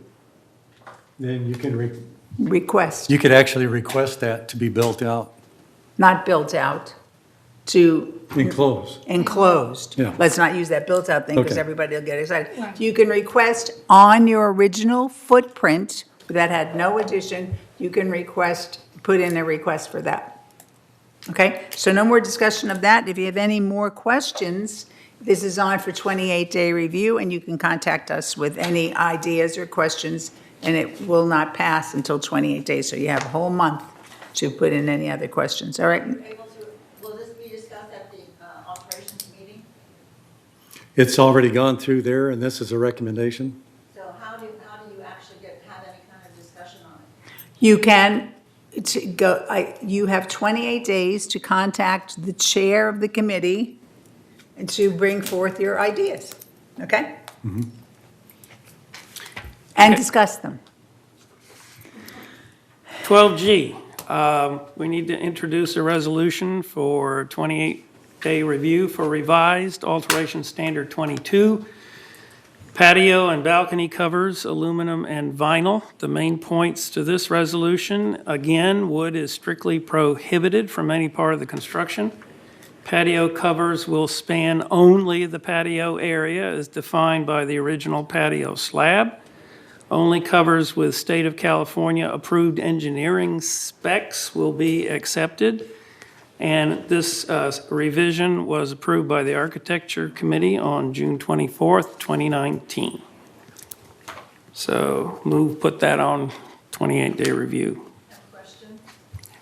Again, you have to follow the procedure. Jesus Christ. Ben Corbo, 3505C. I want to understand why you are going to outlaw any kind of patio cover for Casa Rosa, Navarro, and Villa Francesca models, when in fact the patio slab only extends through the middle of a sliding glass door, which means that you could not have a patio cover over just the entire window to the bedrooms. You could only have a patio cover over half the bedroom. I believe that you need to make some exceptions for certain models. It makes no sense to outlaw these covers for those models, to outlaw a cover over the entire door, not just half the door, half the sliding glass door. Yeah, that's good. If you'd write that up and give it to me, then we can take them back and look at it. Okay? Yep. See, some of these things only come up because people have a certain floor plan, and that's how it's brought forward. But if there's other things we need to consider, then we'll take it up. Next. Next is 12H. We need to introduce a motion, or introduce actually, 12H is not. Yeah, we need to put that on 28-day review because it's rules. Approve the Garden Villa and LH21 laundry room rules. And that goes on 28-day review. It includes the hours of operations and guidelines for use of the laundry rooms and for the use of the washers and dryers. And it was approved by the Garden Villa Association on June 27th, 2019. So that one goes, again, that's one that goes on 28-day review. And we look for comments during that period of time. And the next one is 12. So I'm sorry, could you HI. tell us what these change in the laundry room rules are? This is new. Yeah, but what is it proposing? The laundry room rules, primarily the laundry room rules is the hours of use. And what are they, what are you proposing? Well, it's in the proposal. But we should be telling the residents who don't have the pack in front of them. All right, just a moment, please, because it's pretty detailed. But I'll try to make it brief so they can understand what it is. The purposes of the laundry room rules are the hours, 7 to 10.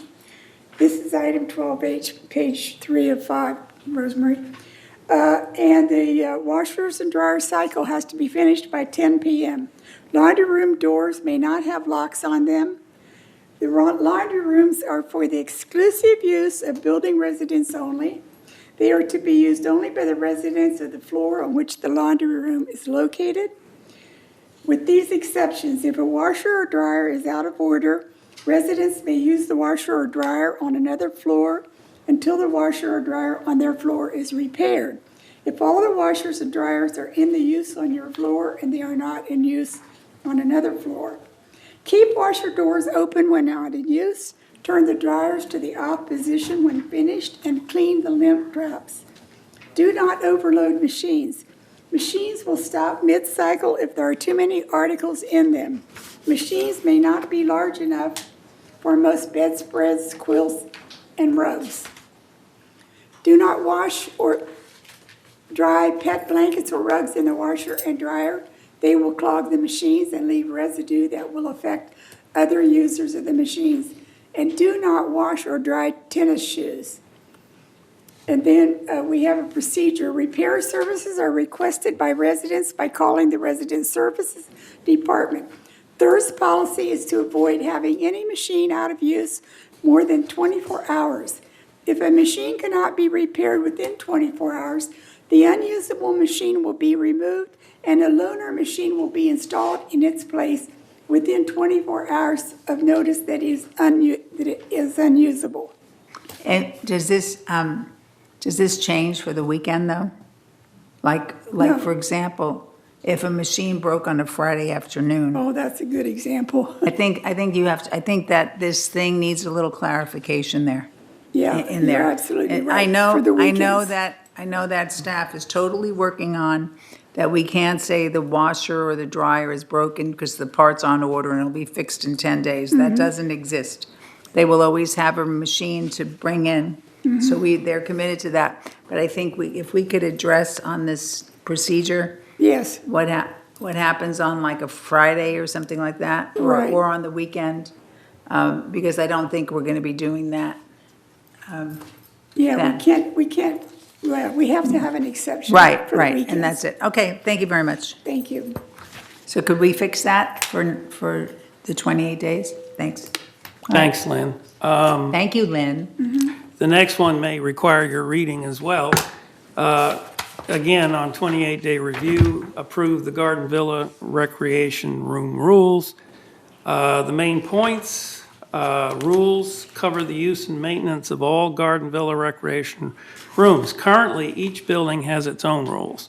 So this was approved by the Garden Villa Association on June 27th, 2019. Lynn, do you want to help us with what's new, or? How about Have if these I been- ask the writer of this one to, Stuart? Is it okay to have Stuart read them?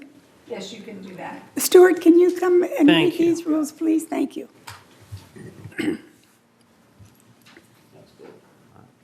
So the primary purpose was to put together rules that would be enforceable by. Everybody, can people understand who you are? Okay, I'm Stuart Hack. Stuart? Yeah, I'm Stuart Hack, president of the Garden What Villa. is your unit number? 2393, 3D, And you're the president? president of the Garden Villa Association. All right. All right, thanks. And the primary purpose of asking for these rules is so that when we would have consistent rules for the use of recreation rooms among all the Garden Villa buildings, and that those rules would be enforceable by security and fall under the general rules of enforcement for Third Mutual.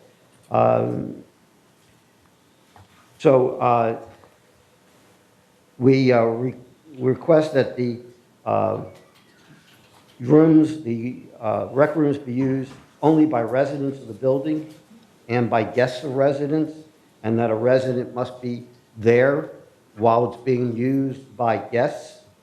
That scheduling of the rooms be the responsibility of the building captain, that all residents are entitled to have a key to the recreation rooms, but that keys may not be reproduced and given or loaned to any non-resident, and that the recreation rooms not be used for any commercial purposes or for overnight sleeping or a place to live or a place to house and use exercise equipment, that an insert plastic cover are provided for the protection of the billiard tables, and these be on the billiard tables at all time except when the table's in use to play billiards, and then food, hot and cold, may be served in the recreation rooms. Kitchen tabletops and folding tables supplied by the residents of the building are to be used for serving hot and warm and liquids. And quick background on this is we have these wonderful billiard tables which have become serving places, and we've had a lot of repair problems as a result of that. So we want to try to avoid having damage done to these tables by improper use, and the ability to ask security to enforce those rules.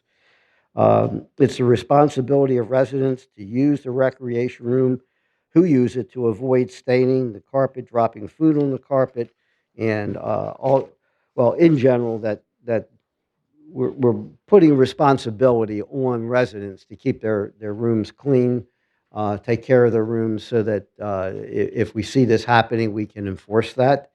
Only when a billiard table is not in use and has the protective insert and the plastic cover can it be used for food service.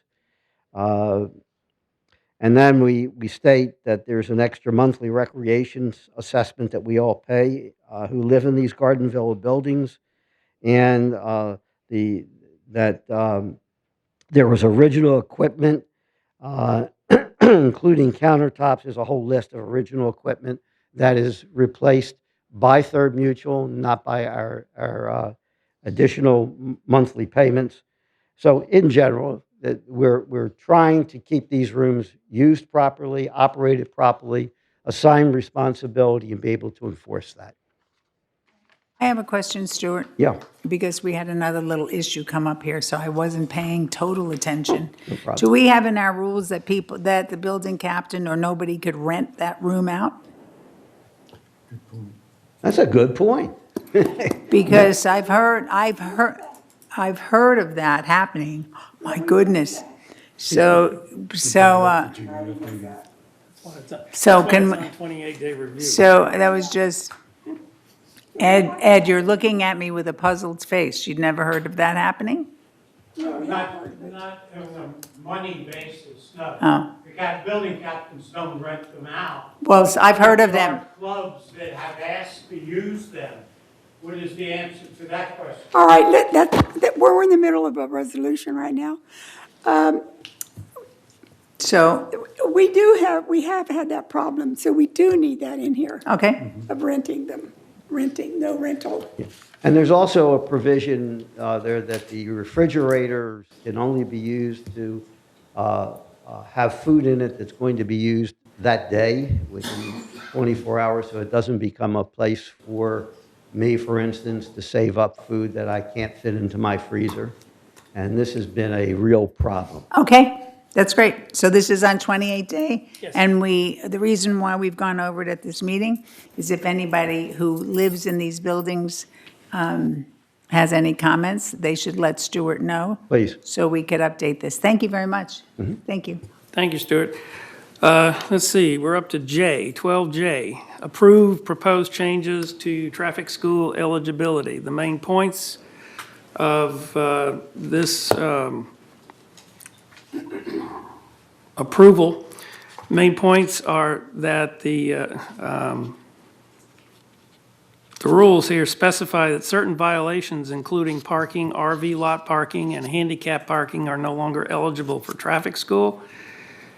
Specify certain moving violations that are not eligible for traffic school, including reckless driving, unlicensed driver, and hit and run. This was approved by the Resident Policy and Compliance Task Force on June 12th at the request of Chief Moy. He is also asking United and GRF to approve the same changes. So if we put this on 28-day review, and I believe United's already done that, so we'll all come out within 28 days and get this done. Okay. Next. Next is, we're finally off the 28-day review for a minute. 12K is to approve a supplemental appropriation for cul-de-sac sign replacement installation in 2019. The appropriation request is for $23,000 to install 77 new cul-de-sac signs in 2019. We desire to speed this installation up a little bit. And this was approved by the Finance Committee on July 2nd, 2019. I make a motion to approve this supplemental. Second. And second. Any discussion? Okay, the discussion or the only little discussion is that this has been very, very favorably received by the community. We should only get so many compliments on other things that we do.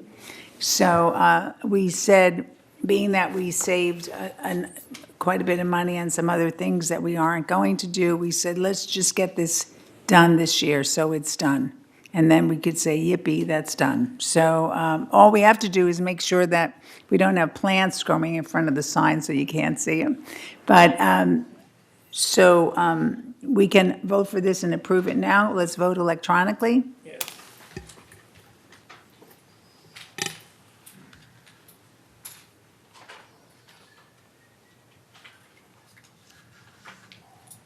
Okay, so it has passed unanimously. Thank you. 12L. Again, this doesn't go on 28-day review. We can approve this today. The Third Laguna Hills Mutual Finance Committee has a revised, or is it a new charter? I think it's a new charter, isn't it? John? No, it's revised. It's a revised charter. And this was approved by the Finance Committee on July 2nd, 2019. I move we approve. Okay, any discussion? John. Yeah, John can highlight. So the revisions are really boiled down to three key ones that are on agenda item 12L, page 1 of 6. We needed to clarify a paragraph of how we've now developed our process of reviewing monthly delinquency reports that wasn't specifically spelled out. There was a cleanup item where 2 items related to audits, but we only needed 1, so that got spelled out in there. And then the final addition is just to give us an opportunity to spend some time if something key comes up, which the last couple months has been loaded with keys from Golden Rain Foundation, GRF. We really didn't have a methodology in the charter to discuss it amongst the group, and so we just wanted to have that opportunity to share it with board members who don't go to the GRF Finance Committee. We vote?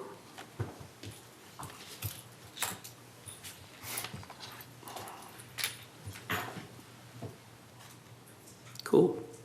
Okay, it is passed unanimously. I would like to remind even myself that after you finish speaking, please mute your microphone. Okay. Next. Next, the very last to go on 28-day review. This is to introduce a motion to revise the interior inspection of vacant manors and fee schedule. The main points: inspection and administrative fees need to cover costs. Inspection administrative fee of $100 will be charged to the owner for each inspection. Manors without a key on file will incur an additional charge of a minimum of $135 for locksmith service. And these changes were approved by the Finance Committee on July 2nd, 2019. So I move we put this on 28-day review. And the primary reason why this was done is because we always had a fee to do this. And for some reason, when it was typed up, it was eliminated when the last time we approved it. So all we're doing, we are not suddenly adding a new fee for something. We're just reinstating the fee that had been there forever. And it only is covering staff's time to go inspect vacant units, which is very important as far as it relates to leaks or pest infestation or anything that could impact the other residents. So this is not a new fee. This is just to correct an error that was made. Okay, next. Last but not least, we need, and we can do this today, we need a motion to approve the 3rd Laguna Hills Mutual Water Subcommittee Charter. The main points, the purpose of this charter is to collaborate, or with the group, is to collaborate with VMS regarding water conservation and consumption matters, and to monitor what the El Toro Water District is doing. The subcommittee will meet quarterly on the 2nd Wednesday of the month. Next meeting of the subcommittee will be on October 9th. And Reza, you're the chairman. You might want to add some things to this about the charter. Pretty much all said the charter. Is your microphone on? You said turn it off.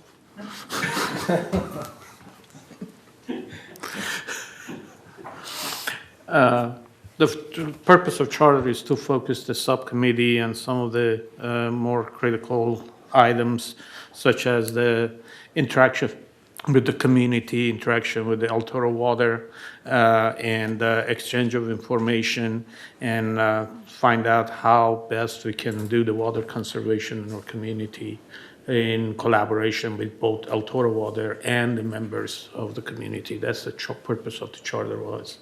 And I think that's pretty well set in the, in the charter, and looking forward with the committee, subcommittee, to kind of get some things done that benefit the community.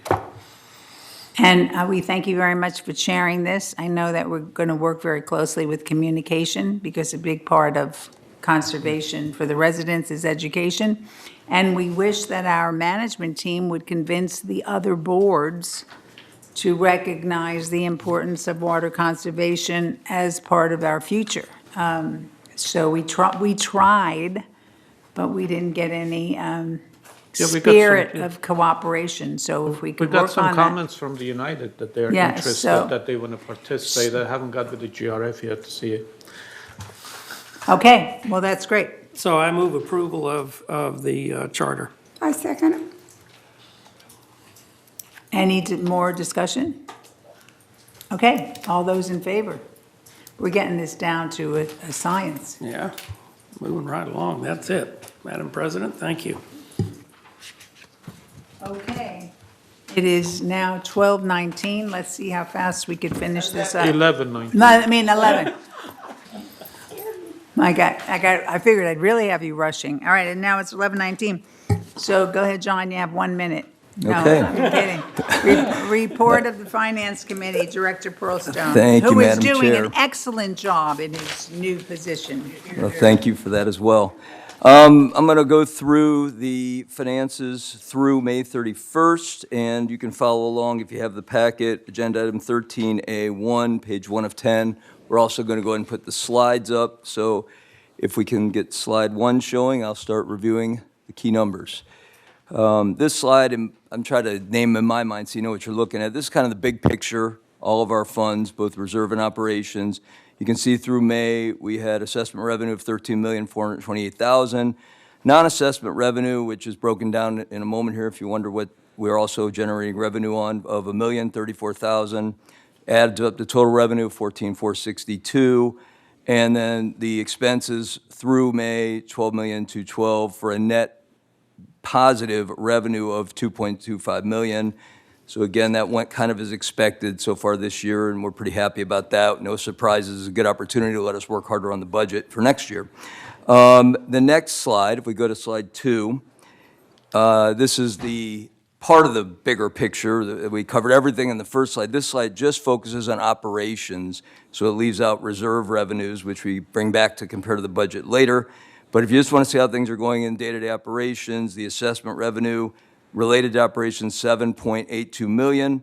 Non-assessment revenue related to operations, $775,000 for a total of $8.595 million in total revenue. We had expenses a little bit lower than that, once again offering an operating surplus of $519,000 strictly from operations. So if you take those two slides and kind of move on to slide 3, you'll see pretty much what I think most people want to find out, which is how we're doing compared to the budget. And these represent totals, again, big picture numbers. So assessment revenues, 13, right on budget. I won't read each number that way. Non-assessment revenues were well ahead of budget, and we'll break that down for you in a minute. Total revenue, slightly ahead of budget by $339,000. We have expenses that are actually under budget at this point of just by $2 million. And you've got an actual, once again, you see that actual net revenue of $2.25 million, which puts us slightly ahead of budget. So to see how all that breaks down, you can look at slide 4. And basically, you want to focus on the big numbers, which is outside services. We've talked about this in prior months. The job structure of a lot of our big projects is seasonal, so a lot of it hasn't really kicked in yet. But right now, we've got a well under budget in outside services, so we'll be keeping an eye on that to make sure it's well managed. Non-assessment revenue, that's new and positive. We're seeing more non-assessment revenue than expected. Employee compensation is a little bit higher than anticipated, and we're working on details of that to see if we can get that under control in the future for budgeting for next year, et cetera. Utilities and telephone, mostly due to water savings. It's kind of stabilized, so we're watching it pretty closely. The Water Committee is going to be helpful in that regard moving forward. But we did see a savings thanks to the rain and through residents' efforts to control water usage. And then finally, a small over-budget number for uncollectible accounts, really isolated to a couple of specific instances that we're well aware of and managing as well as we can, so that seems to be very stable. Moving on to see a little more breakdown, we got a couple pie charts on slide 5, and again, you can focus on the big takeaways, which is the non-assessment revenue we mentioned. There's quite a bit of it over budget. A lot of that is due to our chargeable services program, which more and more residents are becoming aware of. They can get help on various projects. There's a schedule that you can find on our website or get it at the community center. So that is the largest chunk of our non-assessment revenues. Also, interest income has been favorable this year. Slightly higher interest rates and good investment and cash management has allowed for that to be a sizable number. Moving on to slide 6. You can see, again, trying just to focus in the interest of time on the biggest numbers. Don't mean to not focus on the smaller ones. You can see the breakdown if you take a look at that slide. But in terms of our expenses, it's primarily employee compensation and related, and that makes sense being a service organization. And outside services, which, once again, we are just really getting started on a lot of projects, but it always represents a lot of things going on in third to improve our buildings. So those are going to be a big number in our budget, and it's about 22% currently. So if you turned to slide 7, you can kind of see where we stand fund balance-wise, and really, I'll highlight it, but you'll see a graphic in a minute that really shows where we stand, and that is we had $29,261,000 to start the year. After various contributions and the expenses related, we're now at $31 million. So we've grown our balances, and we feel it's a good sign of strength. Our CEO, Jeff, mentioned it earlier, that we are managing things as efficiently as we can. So if you take a look at slide 8, kind of tells the story very graphically, I think, in a good, easy way, that we're at the highest level of fund balances we've seen in the last 5 years. So we'll be watching second half of the year and make sure we can maintain as much of that as possible and tying that into our budget for next year to keep things under control assessment-wise. Finally, many residents are interested to know how things are going in the resale market, and it's good news, I think. We saw an increase in May sales. I think the real takeaway is things have dropped a little bit within Laguna Woods Village and Third, but it's no worse than in the community around, and so we're always watching for that and trying to find ways to, make our manners as resellable as possible, and I know our various departments are helping a lot with that. So far so good this year on that front compared to prior years as well as the community around. And that covers the finances for the month of May. Thank you. I'm sorry, I'm busy sneezing here. Thank you very much, John. Our next report is the report of the Architectural Controls and Standards Committee, Director Parsons. Yes, our next meeting is on July 22nd, 9:30 in the Sycamore Room. We'll be discussing Standard 41, which are solar panels on one-story buildings. And we're just about done going through all of the standards that were set up and updating them. And we're down to, I think, 4 left, barring any new ones that come in. Okay. But we're moving right along. This is going to take us a little time to go through. As you can see, it's, my copy. There's a lot of redlining and things that we have to take into consideration when we look at this. Okay. But that's where we are. Thank you. The report of the Communications Committee, Director McCary. That committee will be meeting on July 24th. Okay, at 9:30 in the boardroom. But thanks to you and our communications team, you put on a very good event welcoming or inviting people to get information about running for the board. It was very well attended, so we appreciate your hard work as well as the Eileen's team, so thank you. Okay, next item on the list is the report of the Maintenance and Construction Committee. That's me. I filled in for Director Bada, and I had a few things to report on, but they got covered, which was the cul-de-sac signage and the new color palette. But another item that we have that is very important to us is we're working on the LED lighting project. And that project, we are going to be having a meeting regarding the pilots on Thursday, this coming Thursday at 9 a.m. in the boardroom. This is open to all of the residents, and it has to do with the pilots for the streetlights, different things because we weren't totally satisfied with the last one. So we've put together locations and different lights that we're going to use. So it's a very important meeting. And again, it is this Thursday at 9 a.m. in the boardroom. I don't believe from my notes that we had anything other major to cover. And our next meeting is going to be on September 9th at 2:19, and that is not we're not doing it on the first Monday of the month because we didn't want to come in on Labor Day for the meeting, so it's going to be the second Monday of the month. So, and that is what I have to report for maintenance and construction, except that Kush will be back and he will be running the next meeting. I was just a fill-in. Bunny, did you have anything you wanted to add? No, no. Okay. Okay, so the next is the report of the Parking and Golf Task Force, and that is Director Parsons. Yeah, this is kind of exciting because we had 5 people from the wedding cake area that came together to meet with staff and our committee. And we've identified 14 potential places to put in golf cart parking. And the people from in the wedding cake, they represented each of the rings. They went through and identified places. Staff had already taken pictures and identified places, not only for golf carts, but for actual parking. But right now, we're just dealing with golf cart parking up there. And we got together and we got our densities down by location of building and so forth like that. Narrowed the 14 positions down, out of which we will be picking 12 of them Wednesday morning. That's tomorrow morning at 10 o'clock. And right now, the people who are representing the wedding cake are talking to people and seeing if these places we identified earlier can be used for additional golf cart parking. It's pretty exciting right now. We have some money in the budget this year to do that. And based on tomorrow's meeting, the selection will go to Ernesto Munoz, who will actually get it into the August contract for paving and concreting. So it's an exciting time. We took the wedding cake first because we need to relieve some pressure up there.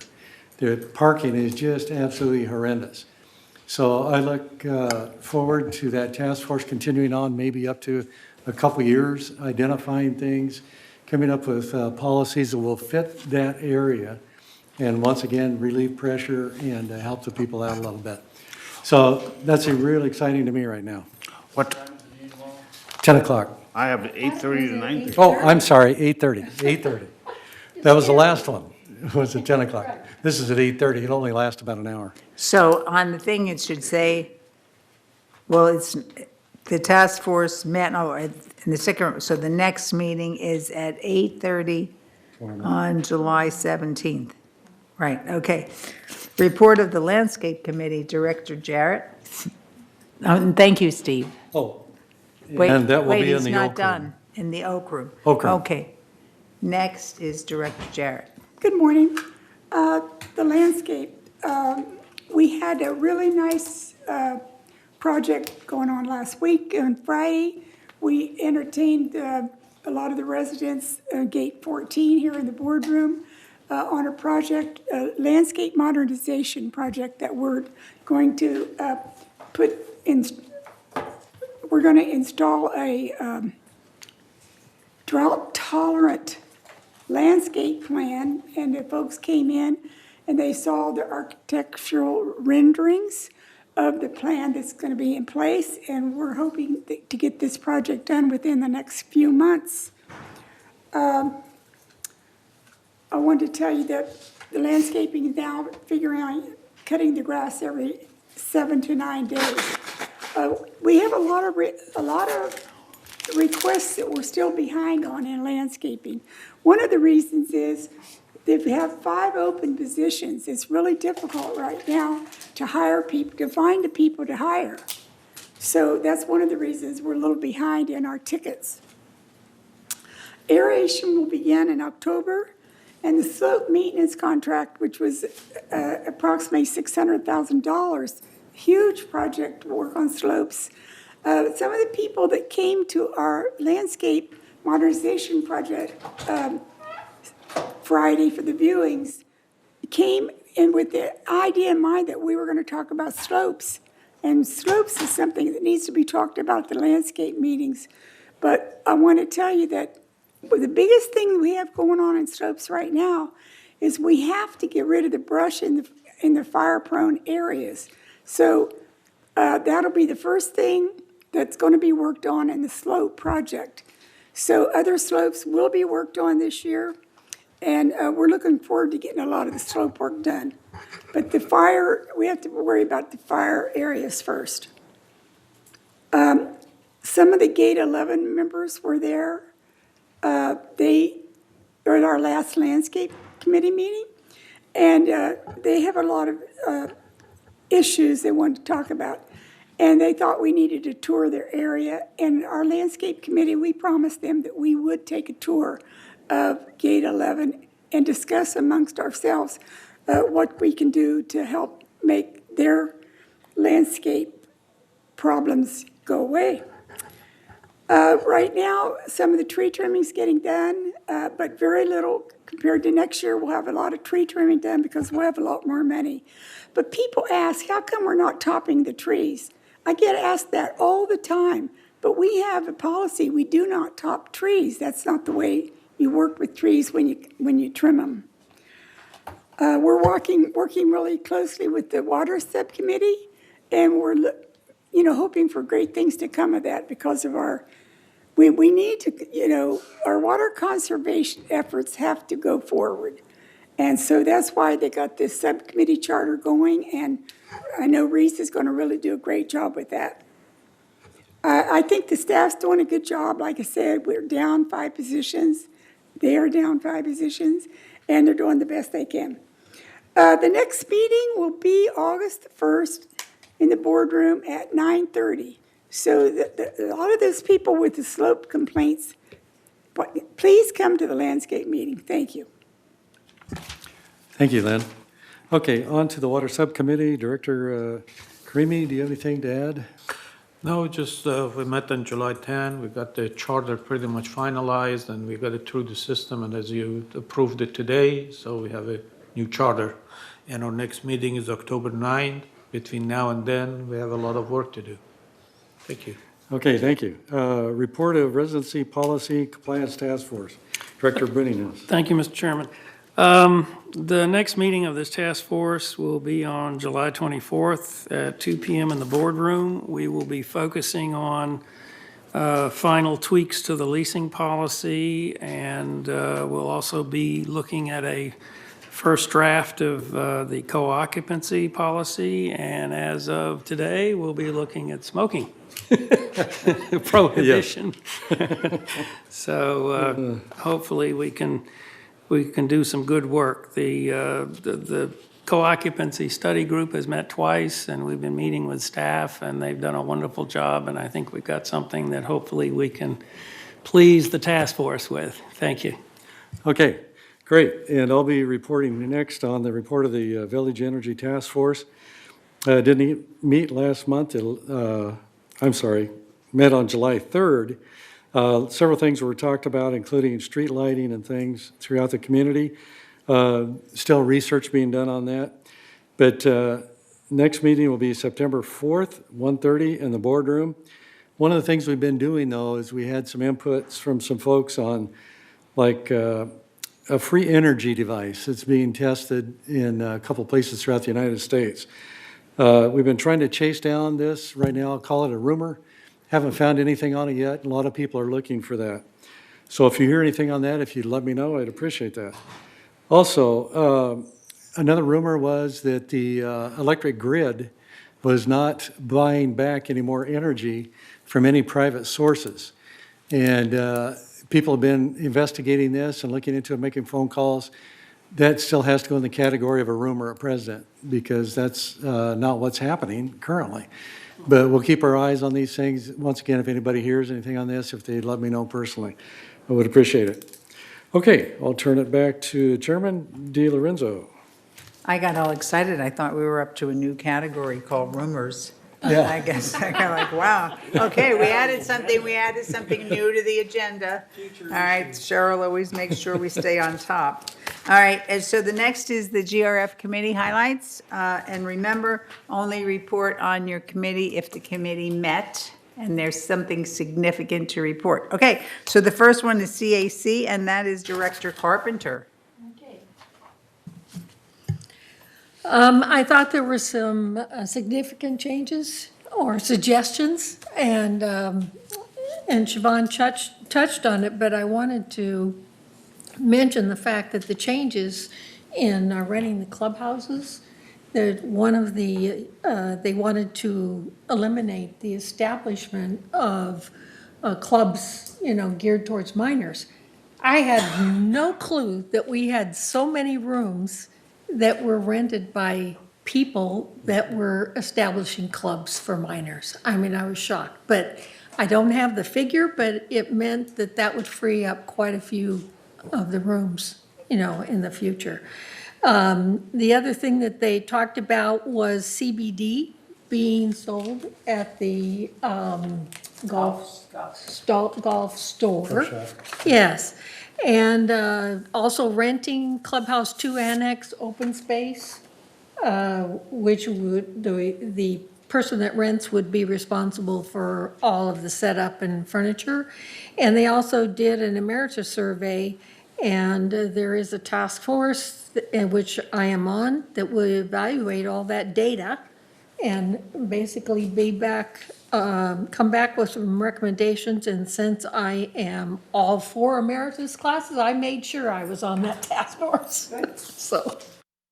Well, I think a really important thing, and we appreciate CAC moving on this, is that there are some organizations that have over 200 meetings in our rooms. And the thing is that we had been assured over time that this was going to be handled and limited, because the biggest complaint that we get, or one of the biggest complaints that we get, is that somebody wants to have a service or a function and there are no rooms left. So I loved a suggestion that was made that instead of discounting, having any discounts, the more rooms you had, the more you'd be paying for them. I thought that was a great idea. But I'm glad that we're trying to look at some controls, because it's really not fair to all of the residents. So we're happy about that. And thank you, Bunny. Director Pearlstone, that's your name, Committee Correct. on Finance Committee, any report for GRF? The JRF Finance Committee did not meet, so I'll just use a second and hit a couple key dates. First of all, Wednesday, it was mentioned that this coming Wednesday, the 17th, as in tomorrow, there's a GRF meeting talking about shared costs. So if you have any interest in sharing your ideas or input or hearing what's going on And what time for is shared that? costs, that starts at 1:30 tomorrow, and I believe it's in the boardroom here? Right, so good opportunity to be heard and to hear what's going on and maybe have some say in how that's going to move forward. It's a huge issue, of course. Then the week of August 5th, I'm just going to leave it general like that and say to check your calendars that week. There is all the budget meetings as well as Third Mutual's next Finance Committee meeting. So most of those start at 9:30 in the morning, a couple 1:30. Just pull them out and check your calendars on the week of August 5th if you want to be part of the finance discussion here in the village. And if I was a resident and I said, where do I find a list of all of the meetings that are coming up? Now, I know where to find them because we get a calendar because we have to attend them. But it's in the newspaper, is it not? It's on the website. It's on the website. I'm trying to, so it's on the website, it's in the newspaper? And isn't it also in like the blast? And it's also on the blast. I'm looking around hoping that I will get answers from our staff, but I'm not like, so? It is in the weekly. Friday blast has the complete meeting schedule, and the website has the complete meeting schedule under calendars. And if I don't use electronic media, I would find it in the newspaper. Is that correct? No? Is she shaking her head? Yes. Yes, it's weekly. Okay, that's enough of that. We'll move along to the Landscape Committee. Anything to report? No, there was no meeting. Again, August 14th, 1:30 here in the boardroom. Okay, thank you. Maintenance and Construction Committee, Director Frankel. Anything? All the items that we discussed, we had a meeting, and all the items have been previously discussed today. Okay, excellent. The next meeting for PAC Renovation Ad Hoc Committee is on August 16th, so we don't have anything to report on that. Media and Communications, now there was a meeting just like Monday, yesterday. So anything to report? Yeah, the committee did meet yesterday afternoon, and just a couple of things that have not already been covered. Number one is there's a new director handbook that's just about ready for prime time. It's completed and is ready for distribution. Those words came from Eileen herself. Yes, but not thirds, because you and I are meeting on thirds tomorrow. The other point of discussion, one of the other points of discussion came up in terms of the signs that the real estate people are using and the direction and the arrow pointing. So the committee is going to go back and reconsider that whole policy regarding the posting and the distribution of those real estate signs so that it's a lot clearer, not only to the realtors, but also for people looking for open houses and such, and for sales. And then the final thing, Chuck did report that there was kind of a maintenance or equipment problem area in which, and this is for the broadband service was disrupted completely for the Korean language speaking community. So they are working on that problem right now, and the hope is that it will be resolved soon. Okay, thank you very much. The next committee to report on would be mobility and vehicles. Anything, John? Yes, there was a meeting on June 5th, and the consultant made an excellent presentation on his concept of how we could improve the bus system. Basically, they want to shorten the fixed route system to every half hour to get to Clubhouse 1, and what the means to do that would be that they would create a system, a bus, individual bus, to do the commercial route only. And the cost for this concept has not been presented to the board. On the face of it, it's an excellent concept. Thank you very much, John. Security and Community Access, Director Parsons. Yeah, we had a meeting that was held on June 24th. But I want to bring forward some statistics. And Chris was here from the foundation. She talked about falls. I want to kind of give you an overview of that in a minute. But first, I want to talk about foot patrols. And you may not know that security has foot patrols that are out. They're looking for a lot of things. But one of the things they've really been finding and been reporting back is hazards. And the definition of hazards is raised and cracked walkways, steps and curbs, and any potential tripping hazards or safety hazards. And just alone in May, they identified 48 of them. In April, were 52. So that's a pretty significant thing, and it's nice to know that somebody's out there really looking for that and reporting it. On falls. During the month of May, outside falls were 19, inside falls were 45. And they seem to be ranging in the neighborhood of falls outside 19 and above, and falls inside around an average of 45.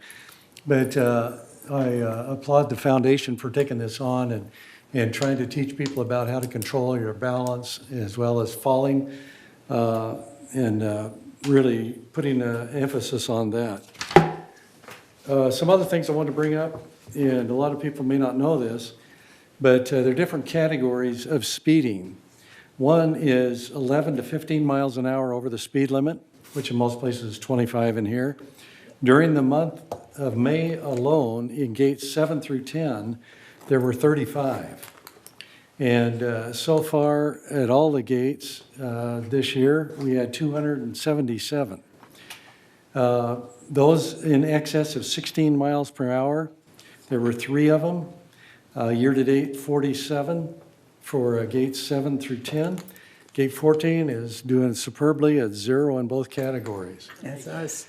No decals for overnight parking passes. In the month of May, gates 5 and 6 were 33, and in gates 7 through 10 were 20. So this continues to be a problem. Either people don't realize they have to get the overnight pass, or they just decide not to display it. But anyway, they're getting citations for that. So remember about petty theft. We're still having a few losses in that area. And some good news. In recreational vehicle lots. In Lot A, we have 28 vacancies right now. In Lot B, there are 9. So that's some good news if people want to park their RVs there. In the compliance division, clutter is our biggest problem. Just in May alone, we had 264 cases. And this is balcony, breezeway, carport, common area, interior clutter, and patio clutter. So we'd put the word out to folks to be careful about your clutter. Try to declutterize if at all possible. And people are being cited for these things, and social services is working on some of these cases as well. So that would conclude my report at this time. Okay, thank you very much. And the Disaster Preparedness Task Force, Director Frankel? The Disaster Preparedness Task Force did not meet. The next meeting is July 30th. Okay.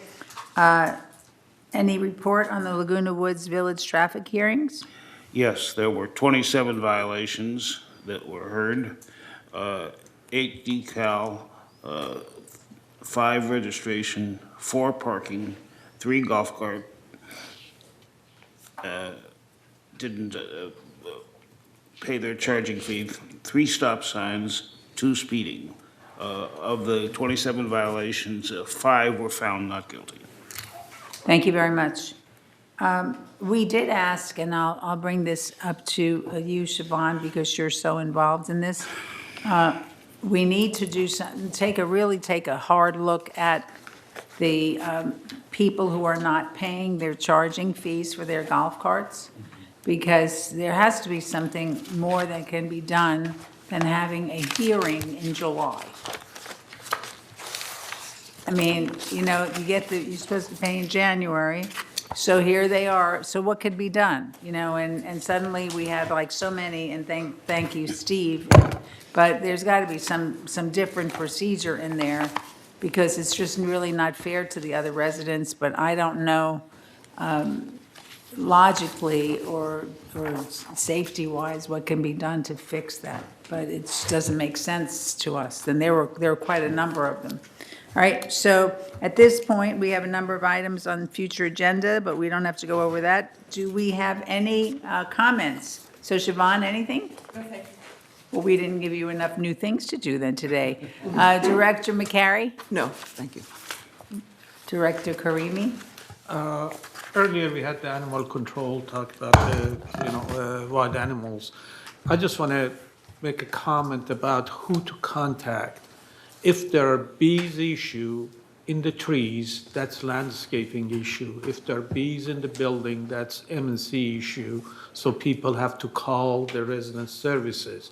But there are wild animals, don't call the resident services or security, because they're going to tell you call animal control. So directly go and call animal control, because security doesn't take any calls about handling coyotes or all that, because I experienced that, and they told me don't call the animal control directly. So that's clarify where to call rather than keep calling. And we were advised by our communications director. I change her title every time I talk about her, our chief, or whatever. There'll be some information on that in the blast this weekend, the numbers to call, the emails to whatever, just to remind everyone. Okay. Thank you very much. Director Frankel, anything? No. Director Perlstone? Director Carpenter? No. Director Parsons, no. No? Yes. Oh, good. I didn't give my thanks for the landscape modernization project Friday. Eileen did a wonderful job for us, preparing all the visuals, the PowerPoint, everything. She just did a wonderful job, and I really appreciate it. But John, my cohort over there, John did a wonderful job with the numbers, explaining to people. And what I like about John, he always puts polish on it. And I thank you. And Kurt also did a great job. Thanks, everybody. And there were I think we counted, because I sat in the back with Jeff. I think there was 52 people or something like that there. 56, 56, so that's really good that, you got a good turnout. Thank you. Thanks, Eileen. And other than some comments. It was a positive spin, so we thank you. Thank you for all that. You turned something that wasn't super into something that was quite good, so thank you. Anything is fixable. All right, we think. All right, so Parker, I almost called you Director Parker. Now, that would really be, okay. No, thank you on that one. I'll bet. Nothing. And Cheryl, thank you always for doing such a great job and keeping us, oh, Steve, no, it's over. Yeah, one thing to remember is if you want to run for the board, you can pick up your packets now. As of last Friday, that time is open to pick up your packet.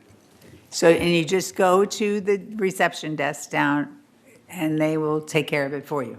All right? In any case, this meeting will recess for lunch and reconvene to executive session immediately following.